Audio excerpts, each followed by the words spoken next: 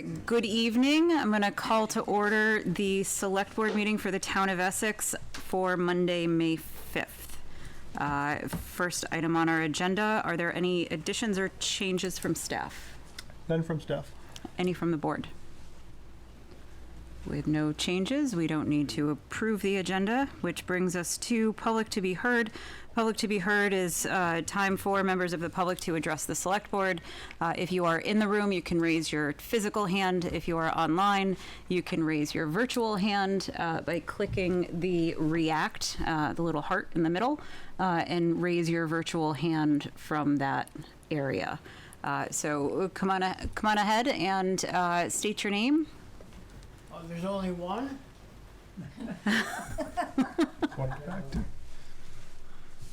There's two? Did you want to go first? No, you can go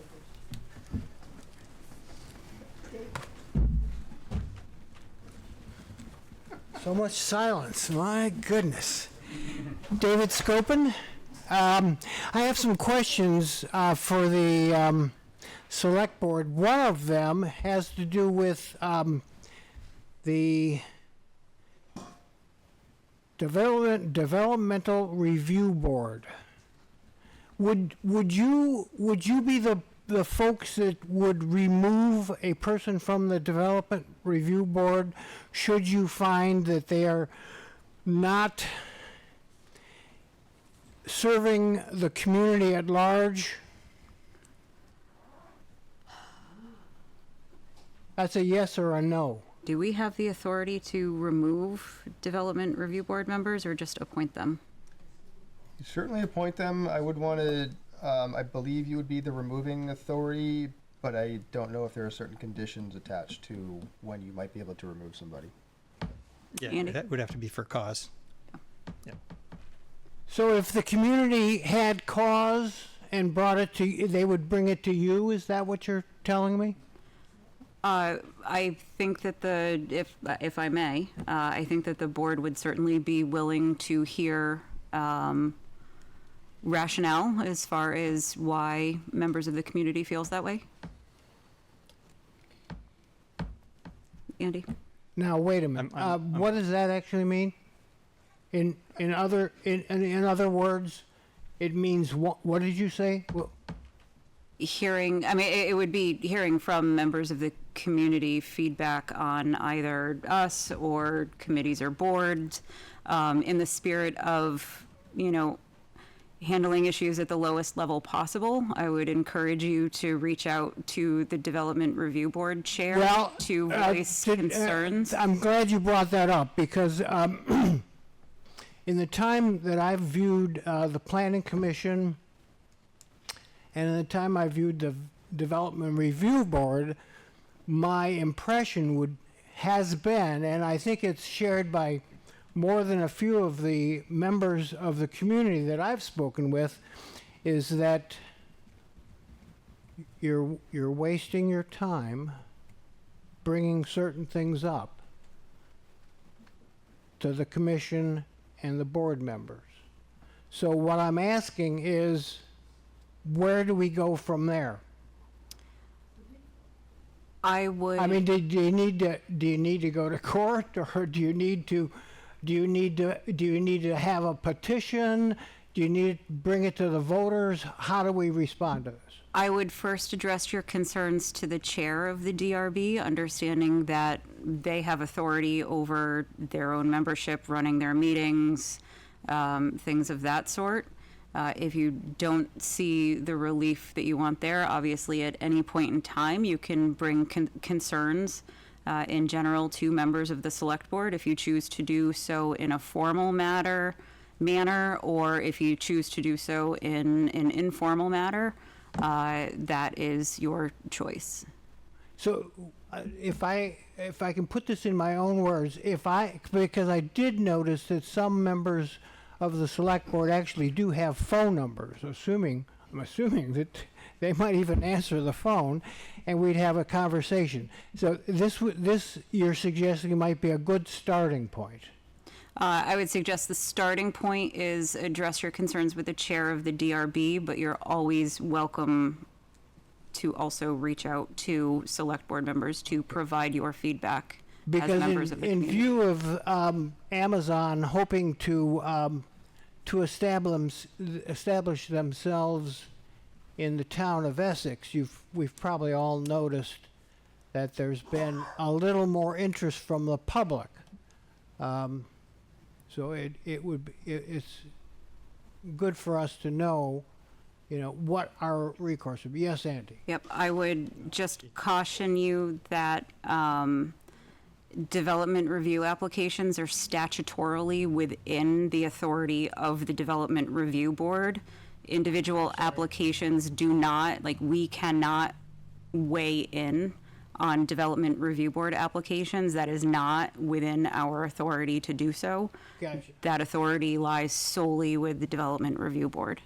So in other words, if, yeah. Go ahead. And if there's a concern with a decision that the DRB has made, it's the environmental court, the Vermont Environmental Court, that takes up that issue, not the select board. We cannot overrule a decision of the DRB. That's a cumbersome method for the community to have to go through, but I'm sure that there's more than enough people in this particular case willing to go that route. I was hoping that there might be some, because I'm assuming you don't really even know what the Development Review Board does on a regular basis. You don't follow the Development Review Board. You wouldn't be able to weigh in if I said to you, in the last 10 years, they've given X number of waivers, and questionably, in more than a few circumstances, that may have been a very bad decision on their part, showing a partiality to a builder rather than to the community. You would not be the people who are watching to see how that particular function is being carried out. Is that correct? I mean, we can take certain items into consideration when we choose or not to choose to appoint members to that body. However, the Development Review Board, as well as the Planning Commission, is granted their sole authority by the legislature. So we don't. Are you talking about state legislature? Yes. Gotcha. So just as because we're a Dillon's Rule state, so any authority that us or the DRB or the Planning Commission has, the state legislature grants those bodies the authority that they do have. Andy? On Thursday night, the Planning Commission agenda includes this question about waivers. And it's my understanding that when I read I will be there. if you I read the agenda have it item, on my calendar. it says history of and all that. So Right. it's going to be discussed Thursday night at the Planning Commission meeting. Yes, we'll definitely want to get the word out so the rest of the community can.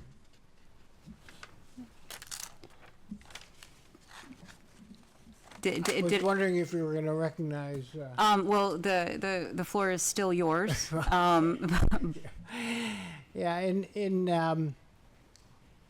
so obviously the only recourse that the community has is to wait and see what the board comes up with, and then go to the courts. If you choose to appeal that decision, yes. Gotcha. Did I miss anything, Greg? Karen? No, I think you captured it. Okay. All right. Very Yeah. good. And the best way to think, we appoint the members, but they are in essence an independent body that has their own authority granted by the legislature. They operate completely independently of the select board. That's the truth. That is the truth. Thank you for your time. Thank you, David. Betsy, come on up. Just If you can come up to the microphone and just state Betsy your Dunn. full name for the record. Thank you. It's Betsy Dunn. We had that recall provision. That is only that's for the elected officials select only, board members. not for any other person in another position on a board. It's only for select board members. Because only the select board is, well, with a few other positions, but only the select board are the elected officials. The others are appointed by the select board. Right. So the- That would be a case that you would, because you appoint them, you can administer discipline if this man has so many signatures about behavior or whatever he's doing or she is doing. Since we are a Dillon's Rule state, we are only allowed to do that if we are granted specific authority to do so by the state legislature. So And the I think question that's an for the outstanding legislature. question Okay. as far as Right. if we're able to do that. Okay, I just wondered. Okay, thanks. Any other, come on up.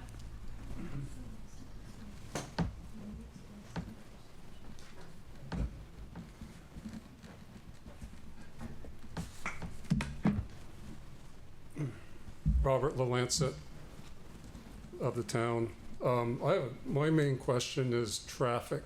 And this all comes, it is dealing with Amazon, get that out in the open.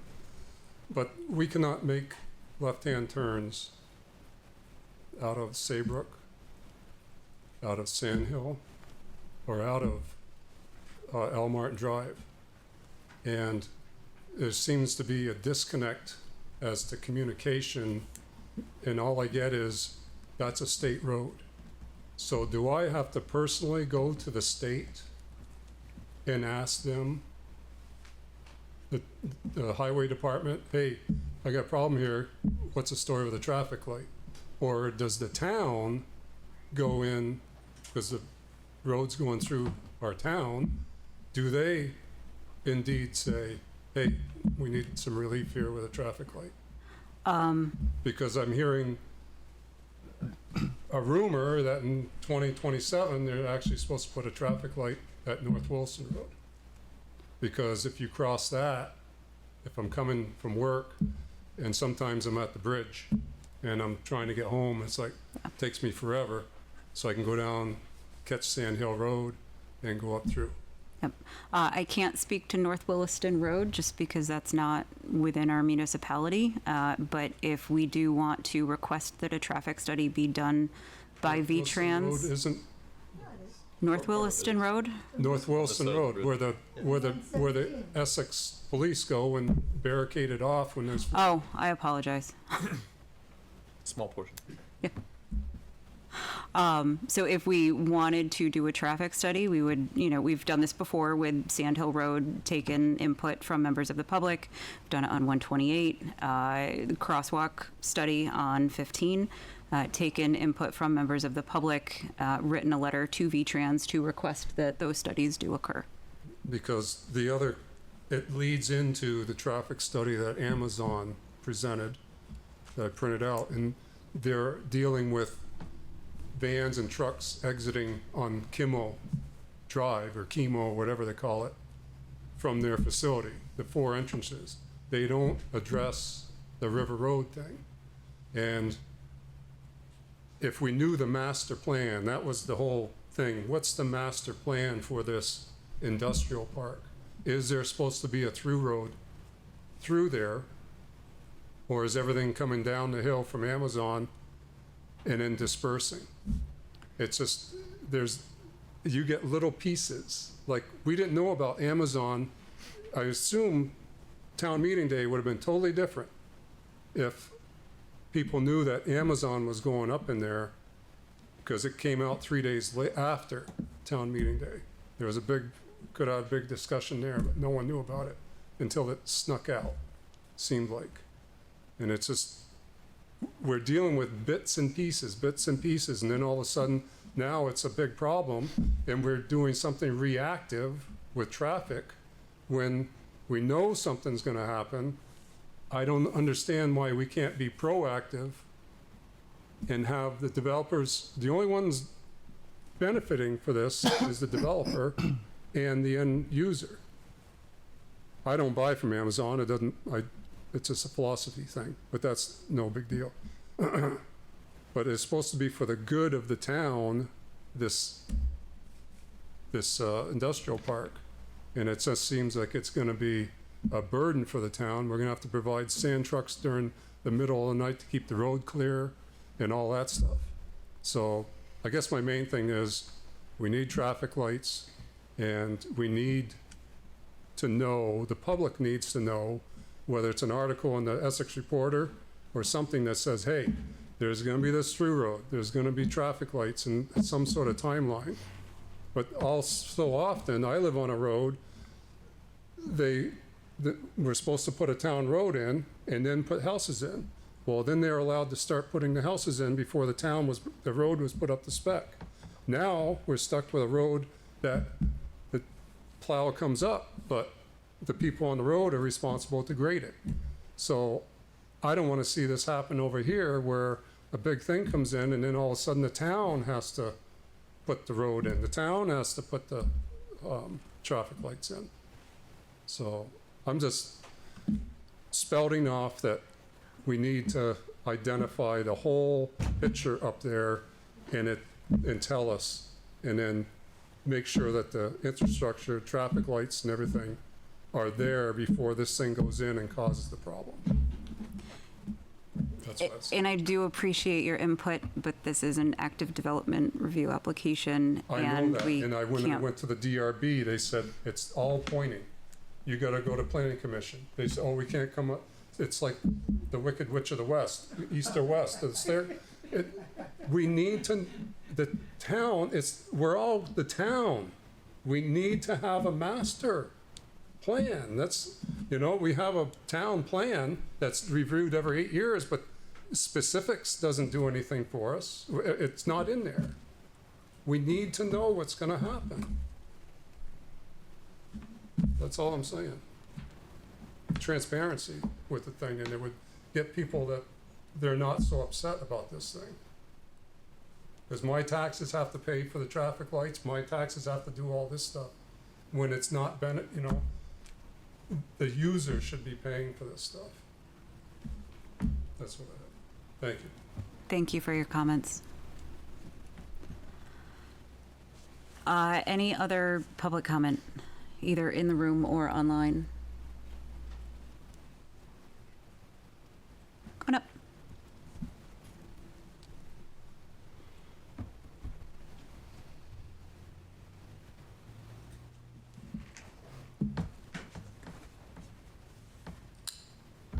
Hi, I'm Cheryl Van Epps. I'm sorry I was running around before getting here. I'm a little sweated. I'm here to continue that theme of transparency. I am here because I have some complaints. I want to make them known.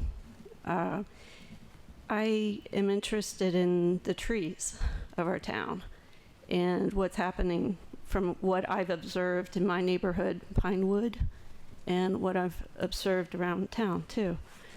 And again, we don't know the process of complaining, and we don't know who in our local government responds to these complaints. We're not familiar with what we do as citizens to be heard.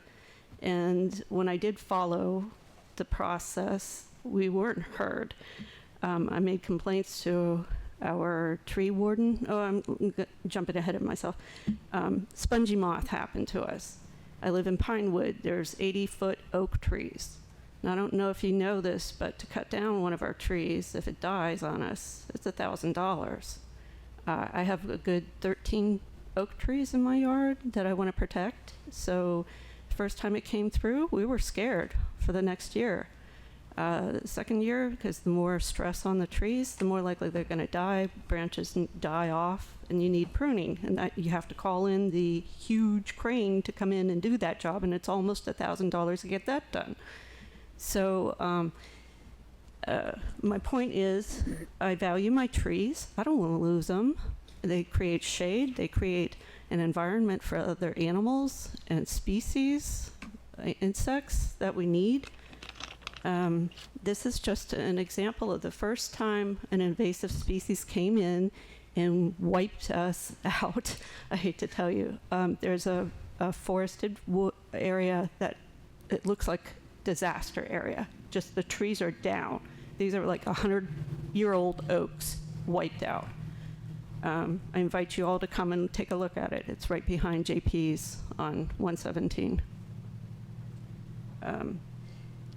My point is, I took it to our tree warden, I took it to the state forester at the time, and I took it to my Vermont representative. And nothing, no declaration of a state emergency. My neighborhood, we pre-treated our trees for that second year. That once we've seen what those malls could do, we treated our trees, and that was thousands of dollars out of our pockets. And I'm still seeing trees being cut down from all the stress from that. So we were very lucky. The weather pattern changed. We weren't getting a drought during the springtime. We got some wet springtime, so that wiped out the bugs on its own. So we were very lucky in that regard. I also want to talk about other processes where our trees are being sacrificed for I don't know what the reason is. If you go through my neighborhood, number 10, Windridge Road, somebody had purchased the lot. They came in, they clear cut it, and they excavated it. It's still in that state, and it's going on 3 years later. Nobody's developed it, and I asked the zoning administrator, what's the process? Why is that allowed to happen? The sand is eroding away, and it's just left in an ugly state. The neighbors, and I'm not the neighbor, but I'm here to speak up for that. I can understand they wouldn't come forward. Perhaps they don't want a negative relationship with the next owner. There's other reasons why people don't speak up. And I'm lucky I'm far enough away, it doesn't really matter. I can speak up. So I'm speaking up now. As I understand, they hadn't surveyed the lot for things like rare species, for trees. We have beech trees, which are a bear food source. And that brings up the next thing. We have bears roaming through our neighborhood on a routine basis now. So these things, you might think, oh, that's a trivial little thing, but it's amounting to something bigger. And when we read our town plan, there are words in there saying we will act in harmony with nature, with consideration and respect towards nature. I don't see that. So another example I want to bring up is working with these developers. We have a straight forest road extension. These folks lived there longer than I did. I'm a 21-year Essex resident, and they were there longer than me. The plot behind them was a wooded area. I think it was something like 20 acres of woods, and that was their backyard until 2012, when they developed it, put in some condos. They discussed a tree buffer zone between their backyards and the condos' backyards. And I took some pictures of it recently, and I can email you all what it looks like now, but there's barely 5 to 10 feet of a buffer. Maybe one tree here, one tree there. You can see clearly each other's backyards when you stand on somebody's driveway. This is not 50 or 25, whatever they negotiated. That's not the same.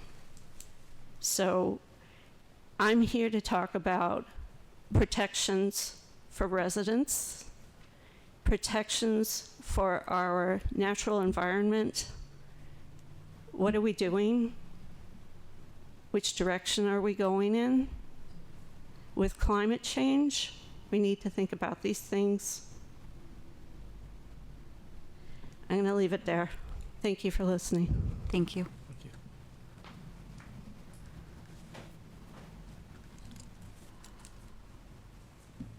Any other comments for public to be heard in the room or online?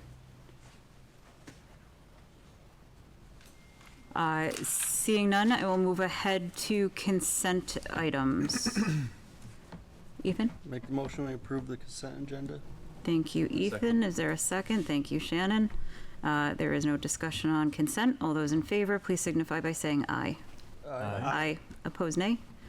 Motion carries 5-0, which brings us to our first business item of the evening, interview volunteer to serve on conservation and trails. Betsy Dunn. Oh, no. If you would come up, tell us a little bit about yourself and why you're interested. I'm Betsy Dunn, and about myself, I was a nurse, and I left nursing, and I went down to the State House for a bit, and then I came up here and got a hold of the Conservation and Trails Committee, and I was like, this is for me. I am an avid gardener, and I love hiking, and when a position opened up, it was like someone had gone away, and I took that one position. And I was like, this is just a great fit. It's because you're nurturing when you're on this committee. You know, you are looking at what's good for Essex, what's good for Essex forests, or for the lakes, or the pond, or the reservoirs, and for the people who are in their homes. And we do have a way of helping Cheryl with what's going on with her trees. So we should sit down afterwards and talk. But we have our projects that we get involved in, and my big project for this year I've got two that are working is putting in the boardwalk and getting a bridge over the Alderbrook so that we can have that trail actually be a trail that we could put on a map that could go on the internet, because we don't have a easement issue for allowing someone to go on.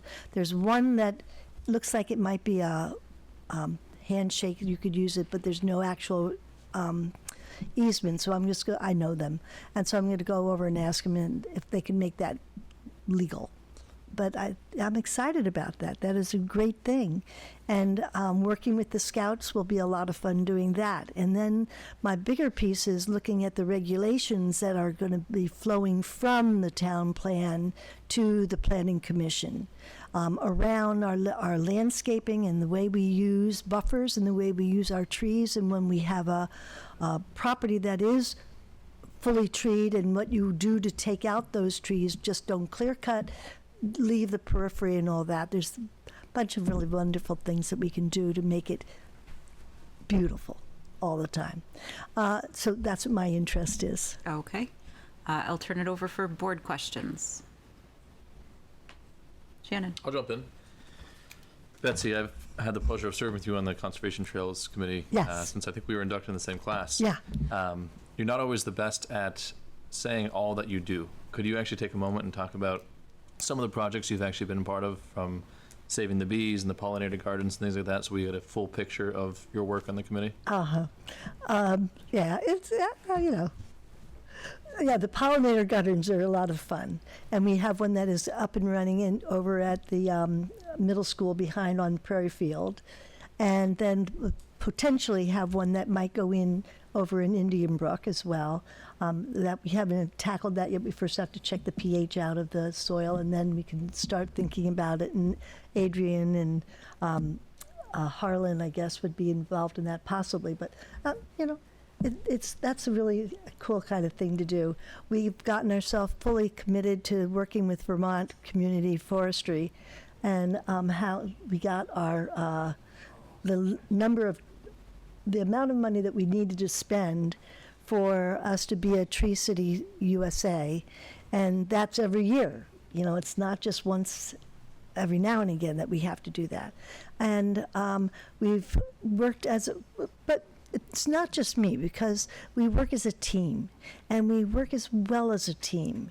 The Indian Brook cleanup and the invasive things, and understanding how the invasives work, when is the right time to go out and do the daubing.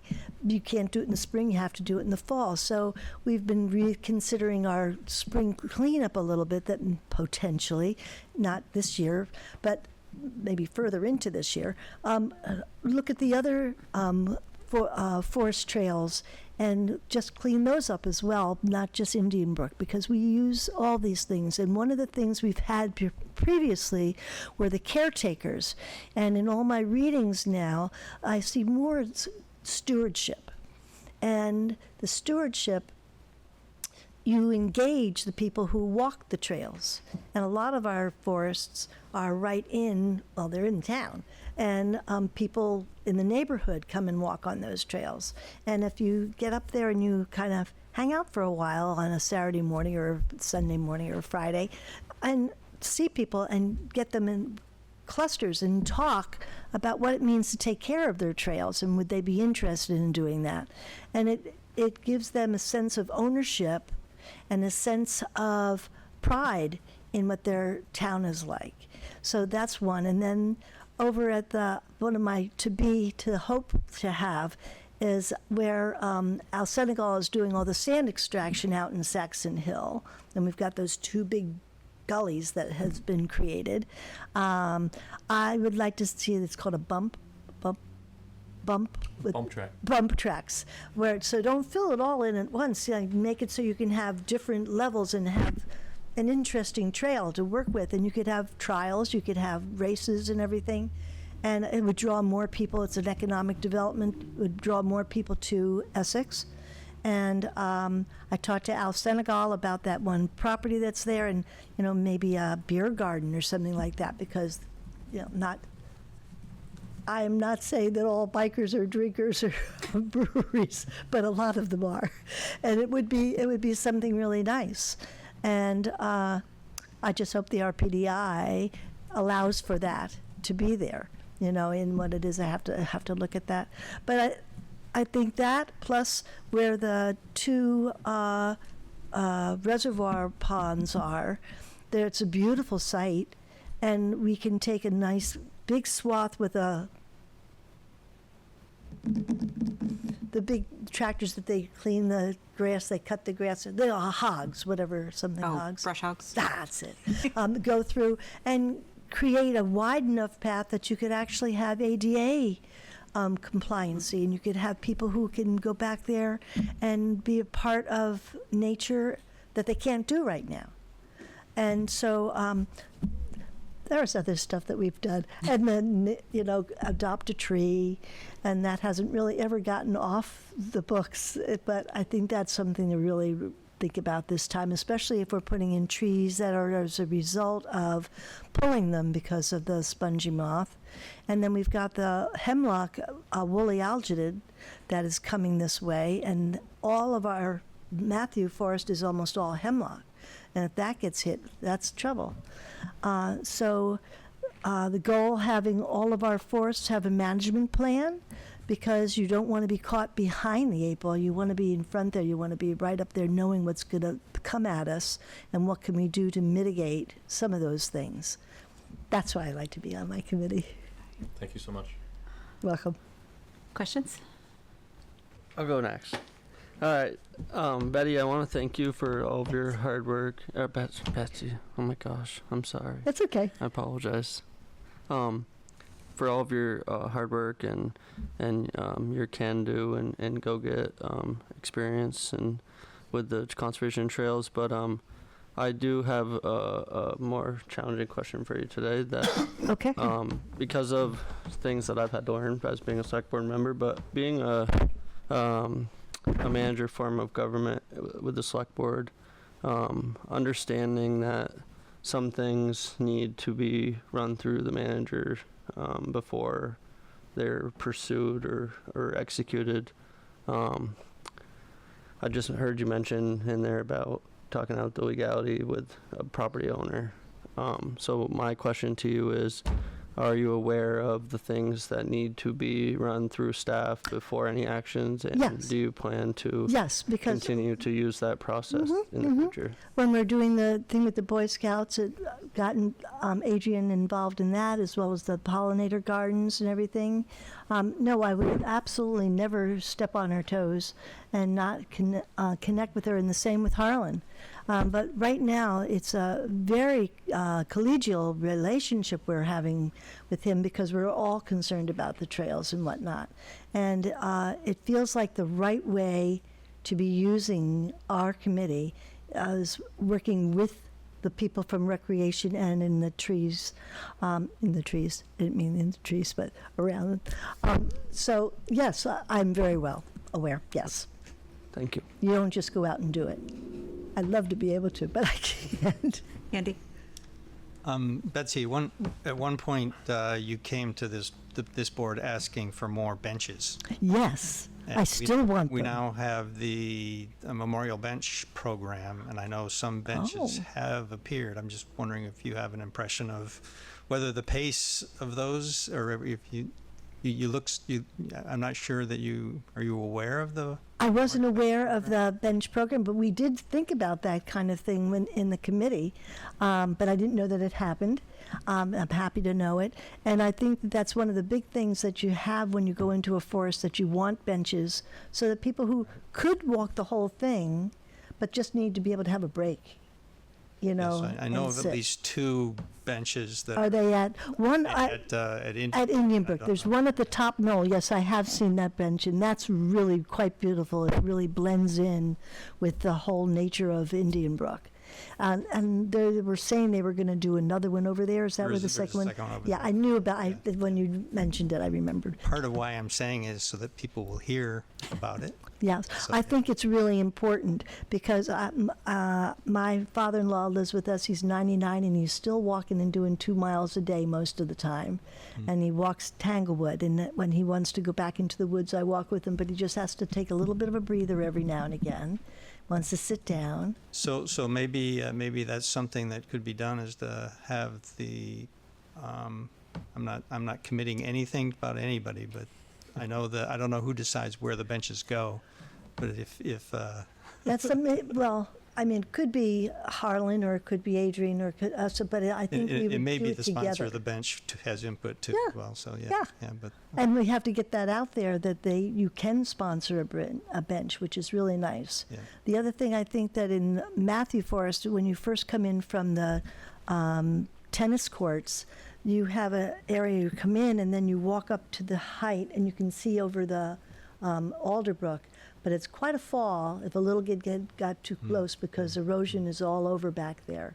So I'd like to see a fence get put up there so that no one's going to fall over. Either way, it would be good. all right, thank you, Betsy. Thank you. Question? I just have a couple small questions. One, I'm curious how long you've actually served on the committee. I think this is 5 years. Is it? You were on? Did I? 3. You did 3 and then 4 years, maybe. 4 years. And I was just wondering what, should you get appointed again, would be your priority number 1 to accomplish during your term? Priority number 1 would be the trail with the Boy Scouts, but that simultaneously, I think I can be working on the regulations because one is not outdoor; it's just indoor, and you can just work on that. Putting those there because that was the one thing that Act 171 said that we should do, is that based on the things that we have said we want for our town, regulatory things to make sure those things happen and aren't just shuffled off like, we don't need to do that. You know, this makes it more of, this is what we want. So we do have to do that. Do you know what I mean? So I think that I'm not going to be hammering or whatever you do with the boardwalk when you have to put it in and the thing. I'm just going to be watching and twiddling my thumbs with a big smile on my face. And then I'll be able to do the other. So I think those are my 2 big ones for this year. Perfect. Thank you. Thank you. Or to meet your question, 1A and 1B. Betsy, my only question is, do you have any questions for us? How much money can we have? No, TBD. no. That's all. Okay. Thank you. We do intend on making appointments at our second meeting in June. So you will be hearing from us at that point. Okay, thank you. Thank you so much. Thanks, Betsy. Next on the agenda, same committee, interview a volunteer to serve. Ken, I think I saw, yes, I did see Ken. He doesn't miss these. I was going to say, if I didn't see Ken. Hello, I am Ken Signorello, and I am applying for the remainder of Shannon's seat on the Conservation and Trails Committee. I believe he had 2 years left. Yeah, I was reappointed last year. That Yep. makes sense. Yep. So, things I've done on the Conservation and Trails Committee personally, I won't talk too much about other folks, although I'll list some of the projects, but I've been involved in the last 2 Arbor Day plantings. Personally, I managed to get the tree donated by Horsford Nursery for I guess the one we did last was the middle school, and then the most recent one was at Sand Hill Park. 2 lovely trees planted that I was personally responsible for. I, of course, go to the Indian Brook cleanups, and I've been the chairperson for 2 years, I think, for the committee. As chairperson for the committee, and I took a quick straw poll at the last meeting because I was trying not to be the chair going forward, but I think I'm going to end up being the chair again. I zealously advocate for my committee. We have 9 members, quite a few, although we are shy of 1 seat now, although I have recruited another person who I hopefully you'll be interviewing shortly, so hopefully that'll be a full vote. We have a very active committee. If you don't already know that, we interact with the Community Development Department. We interact with the Parks and Recreation Department and the Public Works Department more recently. Our members, I mean, you heard about, how hard it is to herd cats. Well, we have some very busy members that are doing a lot of things. We have a member that's trying to nail down a tree nursery that involves working with the school district. Quite a complex MOU because the school district is going to be committing to doing some of the work and actually planting the trees. You heard about a pollinator garden. We are in the process of doing a conservation fund survey. You heard about Betsy's trying to get, we'll be updating the zoning regulations in regards to landscaping, or making a request to update them at the very least. We have an active trail mapping project. We're working on a trail caretaker program. We're reviewing forest management plans. We will hopefully be getting a new one going on Matthew Forest, which has none. 6 months ago, we submitted an application for use of the conservation funds, a very modest application. I don't know what the status of that is yet, although I've asked our staff representative about that last meeting, and we'll hopefully hear about that soon. That's, if you don't remember, that's the Riverside parcel that would potentially, and only potentially, have a boat access. Regardless, the application for the funds was not contingent upon that. We advise on development applications. If you don't already know that, we do that. And lately, we've actually set up a roster of meetings, and we try to get a member of our committee to attend at least each DRB and Planning Commission meeting. We've noticed that although our comments are being very judiciously added to all the staff reports, they tend to be glossed over, and having a member there, I think, helps putting a face to the actual comments. I think as the chairperson, I've been running a very efficient meeting. We have a very full agenda. I think Shannon can attest to that. And it's quite challenging, but I think we get it all done. That's my pitch. Board member comments. Ethan. So I noticed that you elected to apply for the expiring term in 2 years. Would you be opposed to serving, was it 3 years for Elv or 4 for Of course, it's up to you. My preference is the 2-year term. Okay. And then my second question is going to be, I had a really good way I was going to word it, but I totally just had a brain fart.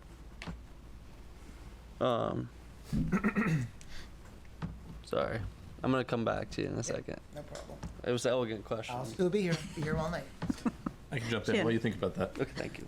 Ken, how long have you served? I know it's been 2 times you've. The full Applied. 3 years and a bit.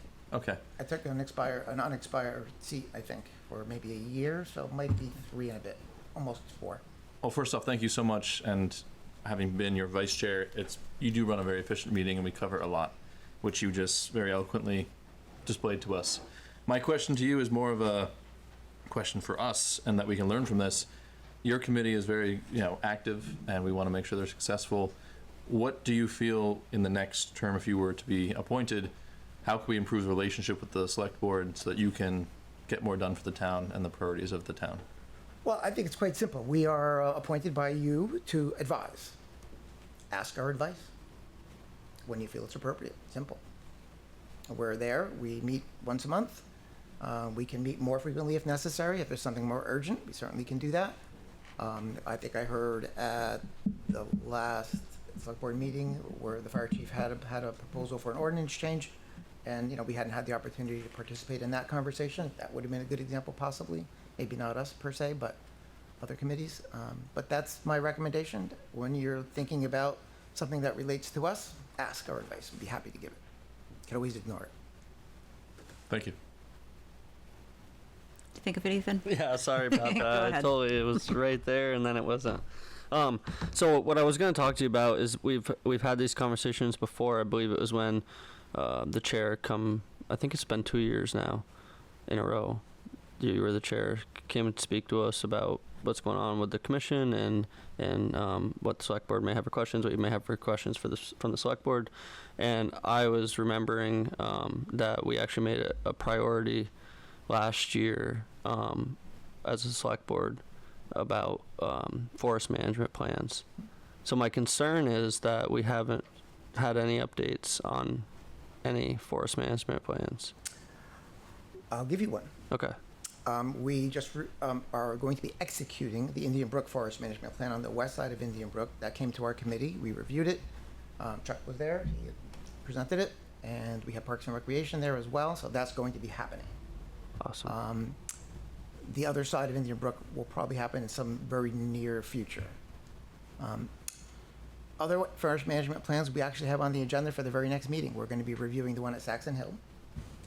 And I hope to amend the one there is a forest management plan for the tree farm, but I've discovered that there are 2 stands that are not included. Probably the 2 most important stands are not included. We hope to get those added. And Matthew Forest needs a forest management plan. There's also a 50-acre parcel at the end of West Sleepy Hollow Road that the town owns that has no forest management plan. So we're working on it. At the very next meeting, if you want to come by or watch the video afterwards, hopefully you'll get an update on that. Awesome. I'd be happy to come to the next meeting with an update as well. Awesome. Thank you for that.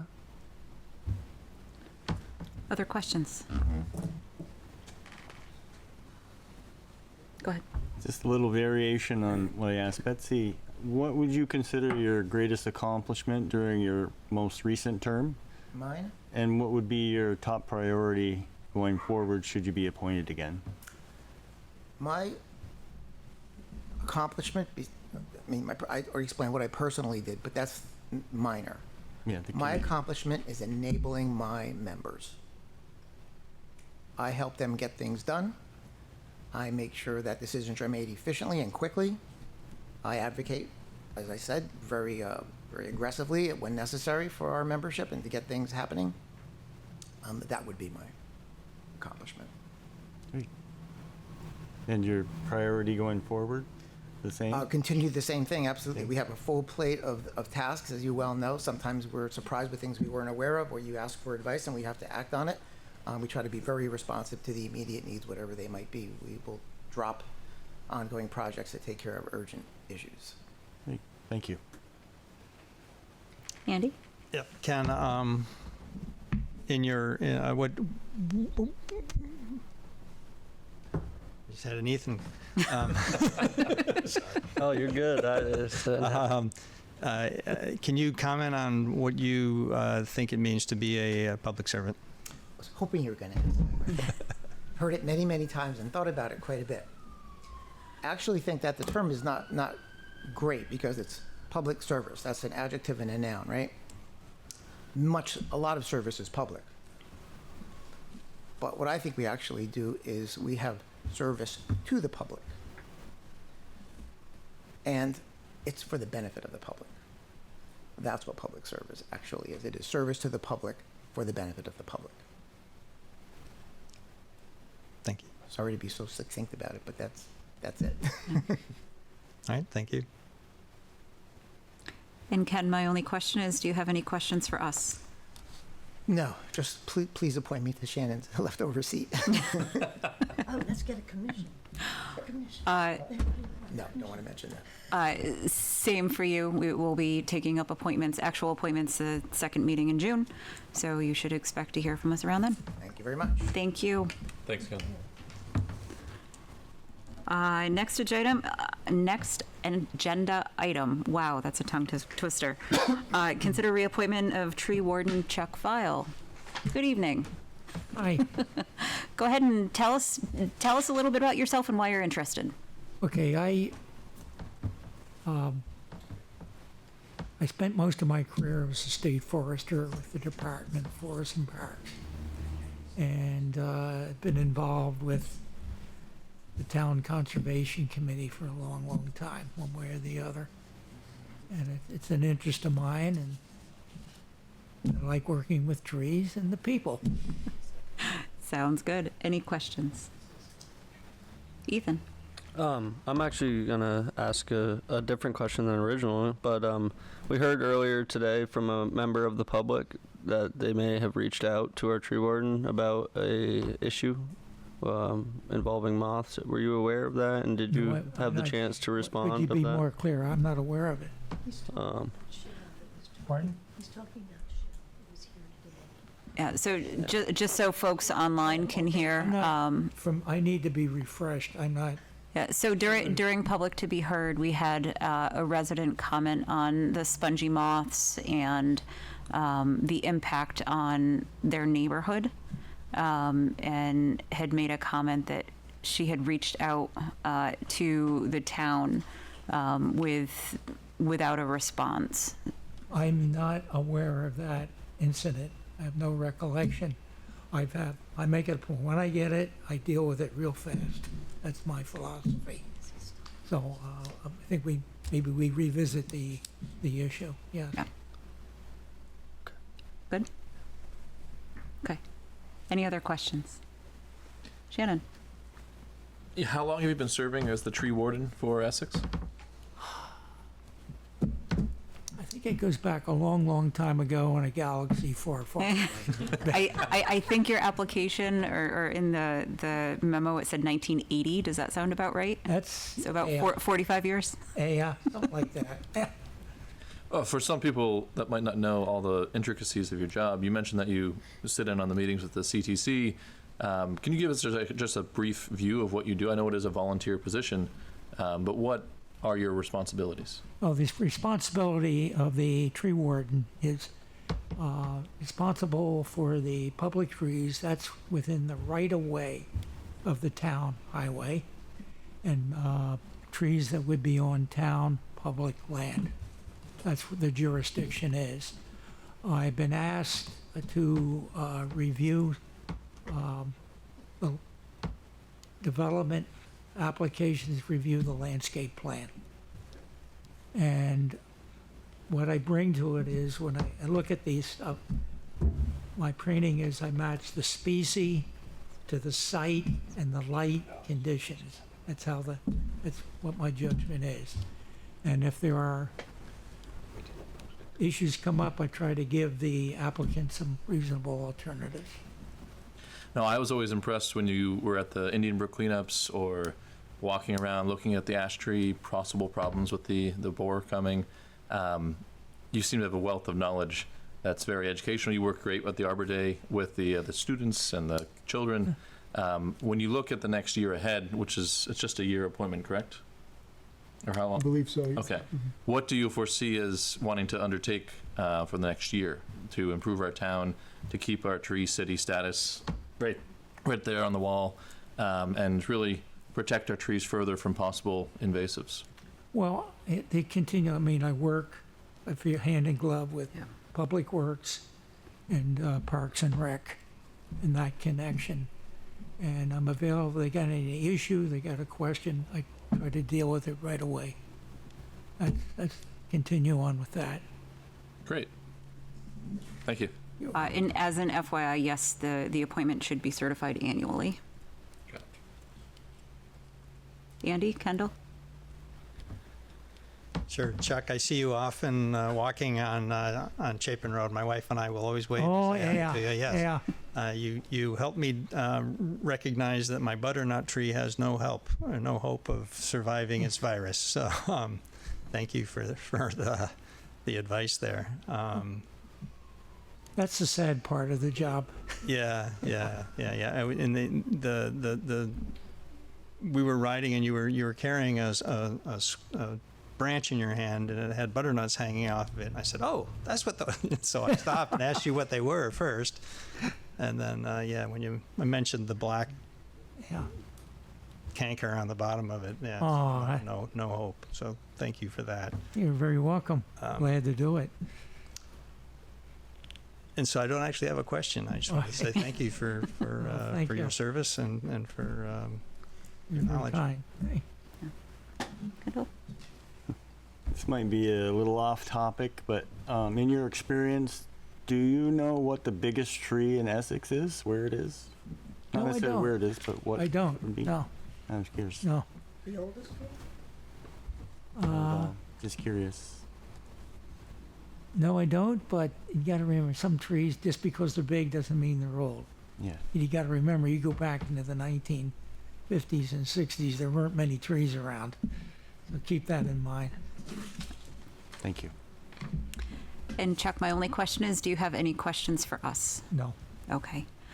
Since this isn't a committee appointment, it is more of a specialized position. I would entertain a motion if someone would like to make one, or the alternative is we could discuss in executive session if the board chooses. Shannon? I would motion to reappoint Chuck Vile as our Essex Tree Warden for the coming year.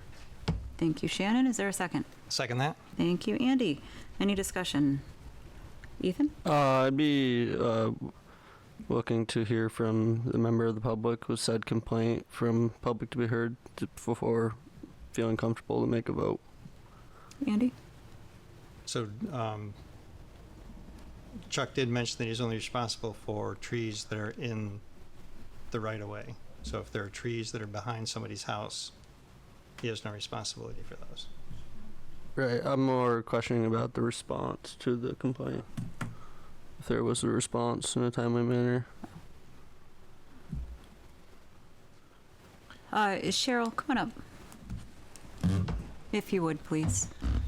So are we gonna have a trial here? The intent is not having a trial, but I was just, I guess, to, Cheryl, introduce you to Chuck, Hi. the Chuck. tree warden. Anyway, if And I guess I'm realizing that I didn't respond to your comments earlier. But, Betsy, I think, did point out that, the Conservation and Trails Committee is a great resource for trees, for conservation in general. And I guess I am just curious, did you reach out to the tree warden? Did you reach out to the town? Yes, I did. Can I clarify a few Sure. things? Please. I sat there and I wrote notes of what happened. So when you asked the question, you got something wrong. So I just want to clarify. I did call or email Chuck, so we got in touch. I gave him a tour of the affected area, and then I asked him what's the process, and he asked me to get in touch with the Vermont Forester, and I Okay. did, and I got in touch with our Vermont legislator, Tanya Vyhovsky, and so I did as much as I thought was needed to be done for the process. I was going to say that, I discussed just this Thursday. I bumped into you for the DRB meeting, oh, yeah. and I showed him the photographs of the buffer, and he told me that, or my neighbors told me that the developers transplanted some evergreens to create a buffer, visual buffer, and those had died too. So Okay. from there, the process. So yeah. Okay. Well, I'm glad that you two connected. And Ethan, does that, Yeah, that was Satisfied? the Okay. way I heard it earlier. There was No, you didn't hear us wrong. That was, I'm glad we got the clarification. okay, good. Thank So with that, I will bring it back to the board. There is a motion on the table. All those in favor, please signify by saying aye. Aye. Opposed, nay. Motion carries 5-0. Welcome back for, was the 46th year? Thank you. Thank you. Thank you, Chuck. Next on the agenda, consider approval of first and third class liquor license renewal application.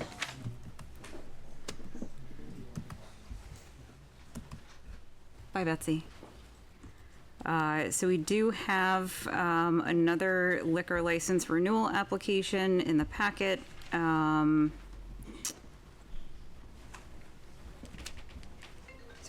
Greg, anything to add to this, or we're just gonna dive right in? Just a quick update, the taxes remain delinquent. That's something you've been asking about. We are, staff is in conversations with the Euro West about getting onto a tax repayment plan. Nothing's been signed yet, but we're having those conversations. Discussion? Questions? So this is our third meeting in a row. We've talked about, these liquor licenses. I think, in my opinion, when you have taxes are delinquent as of the date, and it's not reflective of the actual person, it's a reflection of the property owner. It's not the right information to be presenting us with to classify, or to renew or deny a liquor license for the T-Rex Productions, or for the Cider Labs, or for different things that are the tenant of a property. And I would hope that in the future we could look at what the actual applicant has for taxes and not the necessary property owner, or have it in addition to, the land owner. Good questions. Really hard to respond to that. First of all, the reason that we list whether or not the taxes are delinquent, that's fairly new. I think in the past year or so, that was at the request of the select board. So that's why that's there. This way, that way, this way. Yeah. That's fair.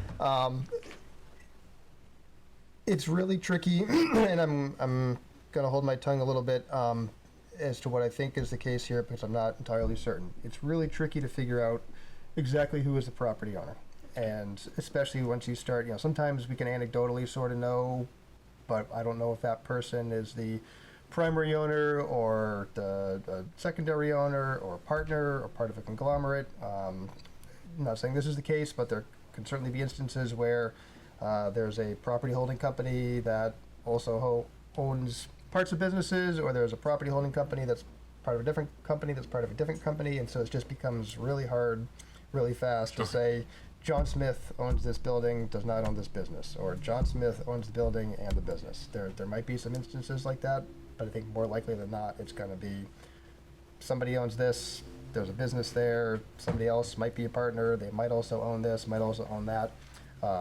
So I'm not trying to say no, I'm just trying to say it's really, really difficult to, I think, know what you're looking at or asking for.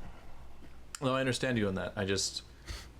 When you apply for a driver's license, you have to make sure that your parking tickets and speeding tickets are paid for and stuff. So when we get this information as a board, it makes sense that if we have a glaring thing that says taxes are delinquent, it would be at least a discussion amongst us. But I think Ethan, at one of the meetings, and others at others, have brought up a good fact that we don't want to punish, if you're the renter of the building and you've paid your taxes and you're upstanding, as we've seen from the police report and the attachments, your liquor licenses should be renewed. I just want to make sure that we're basing this on the best information, and I can only go off of what I see in front of me in the memos and the information provided. I know that it seems like there is a frequent offender here who owns a lot of property and a lot of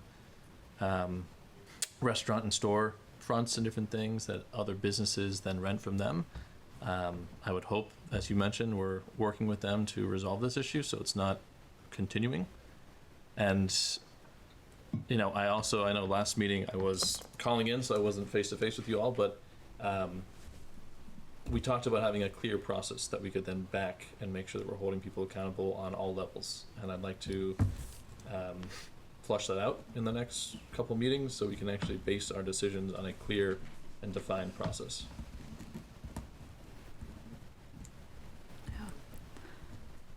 And I guess I did see an email toward the end of the day. Karen, I think you had reached out to some other municipalities.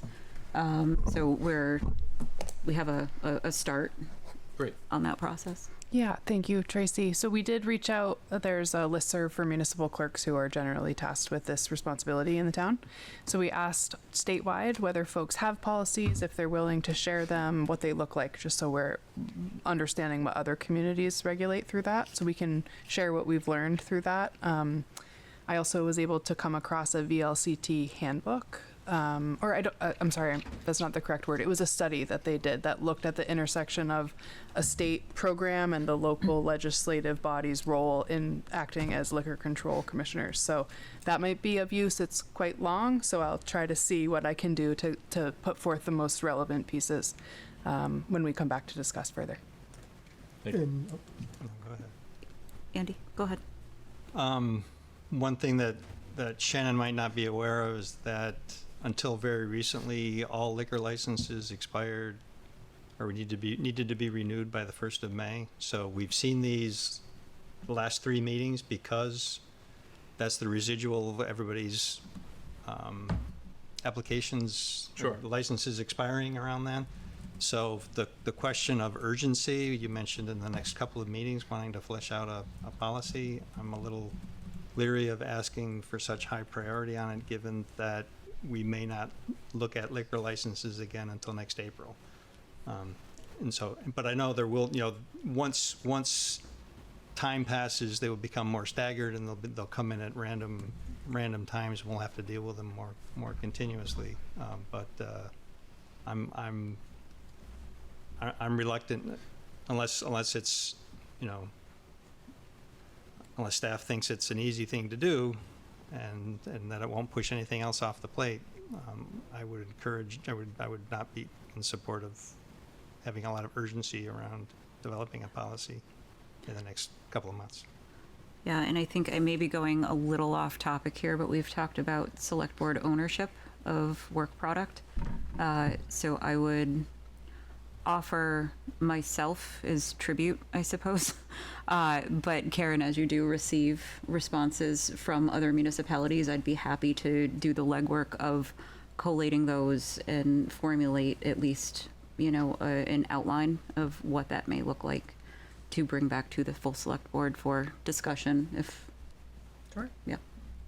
I mean, I raised this, so I'm glad to jump in there with you, so Okay. you're not sole tribute. Any other discussion? Greg? sorry. I agree with all that's been said. So I guess just to confirm and clarify, do you want us to what information do you want us to keep including? I think most of the liquor licenses are going to have been approved at this point. There might still be a few stragglers, and it will come up periodically throughout the year, but Andy's right that this is the bulk of them. When they come in, do you want us, before we have any sort of policy in place, do you want us to keep including tax delinquency status? And the second piece of that is, what sort of priority? You heard Karen is doing some research, and we are chipping away at putting together a policy, thanks to both of you for stepping up to help with that. We do also have other things in the works. So I was kind of thinking that this would be something to chip away at more for, over the summer, the fall, be ready for next year. But if that's different than what you have in mind, I would appreciate that feedback too. As long as this is making progress, I'm fine. If you are correct in that the bulk of our liquor licenses have, come before us at this point in time, there's no sense of urgency. I just want to make sure that when we do reach this point again next year, at the very least, we do have a clear, defined process. Ethan? That would be my goal also, would be to have this wrapped up through this cycle of select board. So, before town meeting day. Other comments? Questions? There are no board comments. I guess, have we taken public comment on liquor licenses? I don't believe we have. Ethan, did you have a question? I had a motion.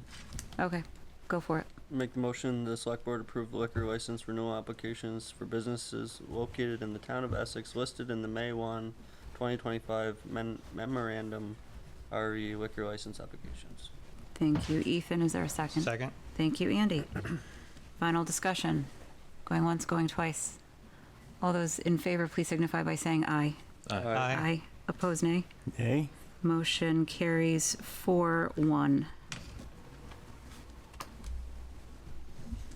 Thank you, folks.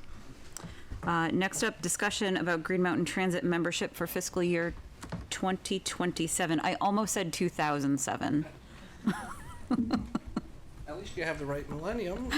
True. Sometimes I still put a 19 in front of dates when I'm paying attention. So, good evening, everybody. I'm Clayton Clark, the General Manager for Green Mountain Transit, and I'm very happy to be sitting next to Paul Bonet, who is your Commissioner for the town of Essex and our Treasurer. So Paul is critical for our operation.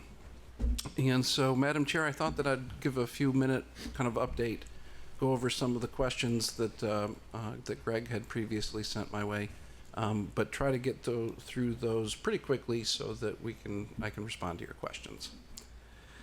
So, over the past year, we have gone through a process where we've reduced our annual operating costs about $1 million a year.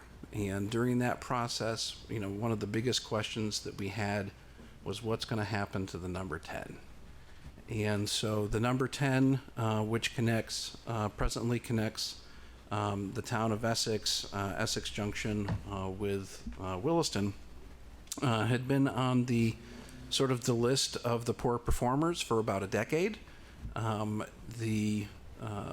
This list is something that VTrans puts together. It's our report card that all of the transit agencies get, and it goes route by route.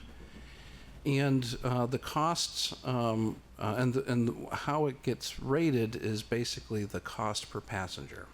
And so when you look at the most recent report, the cost per passenger or per ride per passenger for the last year was about $21 per ride. When you look at our other urban transit, the next highest is just over $10.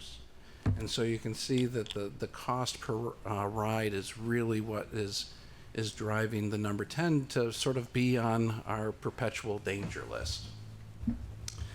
And so we are going to be making some changes to the number 10, but fortunately for the town of Essex, it's the changes I think are going to be of limited impact and may actually be an improvement for the town and the city of Essex Junction.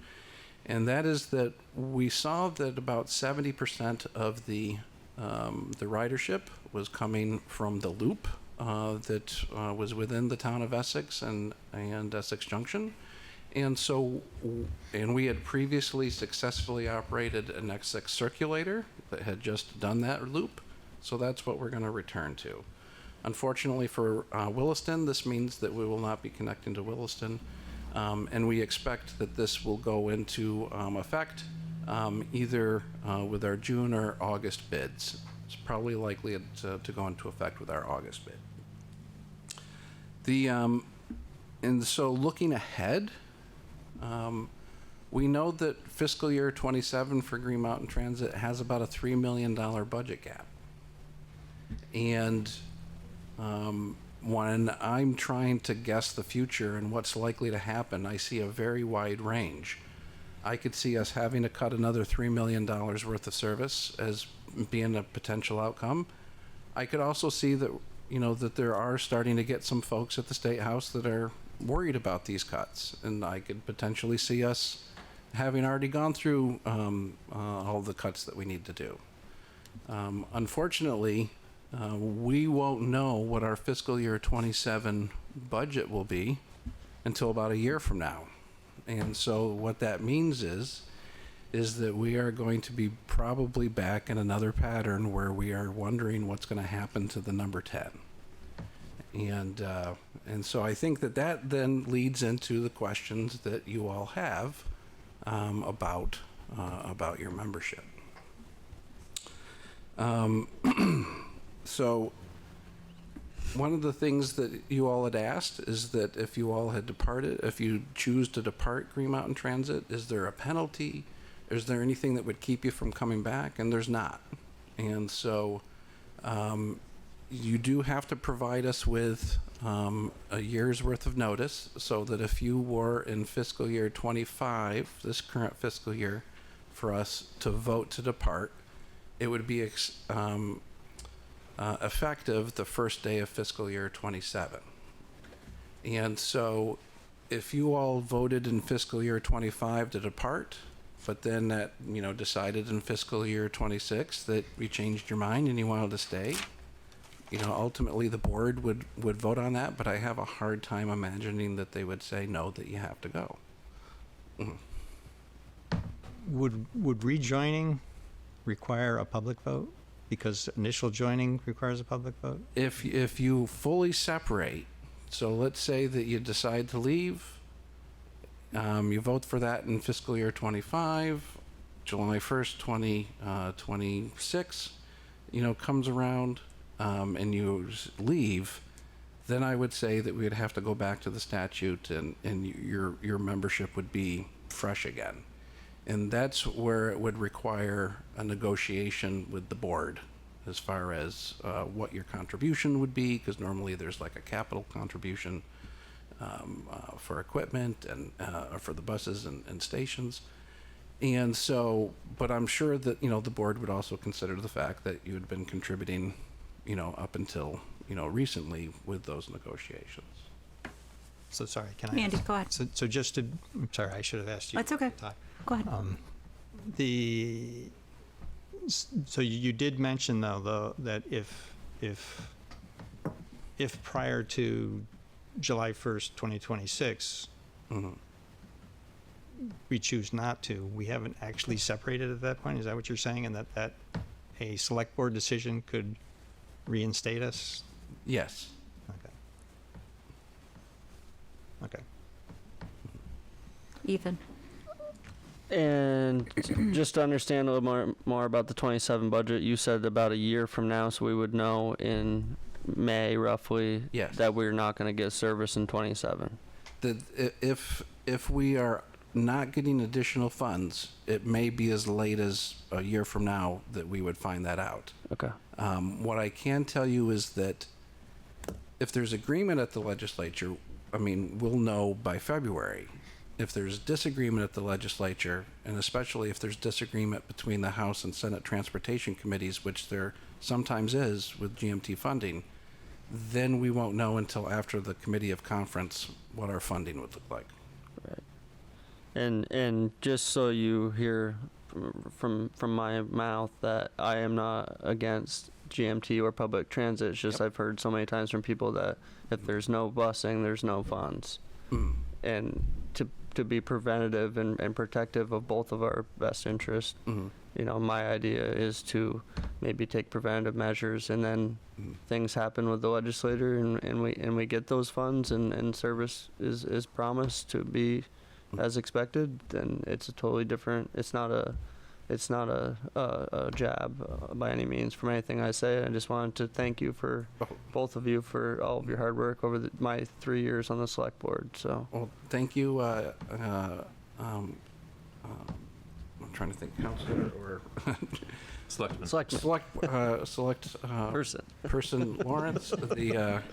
I'm a Town of Essex resident, and I think that there may be good benefit to, looking out for the Town of Essex in that way. I think that when, if you look at the answers that I provided to Greg about the Town of Colchester, they receive our services. They receive SSTA services. Really the big difference between them and the Town of Essex is that because you all have become members, you have a vote, but the downside to your vote is that we can assess you. And Colchester doesn't have a vote, but if they have questions or concerns about what they're paying us, they can negotiate that, because we can't force them legally to pay. And so I think that the Town of Colchester's town manager is a former assistant general manager for GMT. I think that he is a pretty brilliant human. I would recommend talking to him because I think that he, has done he's set up Colchester pretty well. Clayton, if I can ask about the Colchester situation and just kind of understand how it compares to Essex. Mhm. Colchester's between municipalities that have service, and so there's a Yes. line running through, and Yes. that's probably not likely to change. I guess to put you on a spot a little bit, if Essex were to leave, Mm-hmm. you don't have a need to come out to Essex anymore, or very, very little. So do we have much negotiating power to keep that service or some level of service? Well, what you would keep is that you would prevent the situation of getting an assessment when you don't have service, or getting an overassessment when your service has been lowered. And and one of the things is that I think that, and Paul can jump in if I'm getting over my skis too far. One of the things that we've been monitoring with this situation is that if we've had reductions that have hit a community disproportionately, then we are interested in trying to correct that assessment with that community. As long as it's somewhat proportional, then we've been leaving the assessments as is. We also one of the things that I hope would help with this is that CCRPC is indicated that they would like to partner with us on assessment reform. And because when we set up the current assessments, it was in around 2006, 2007.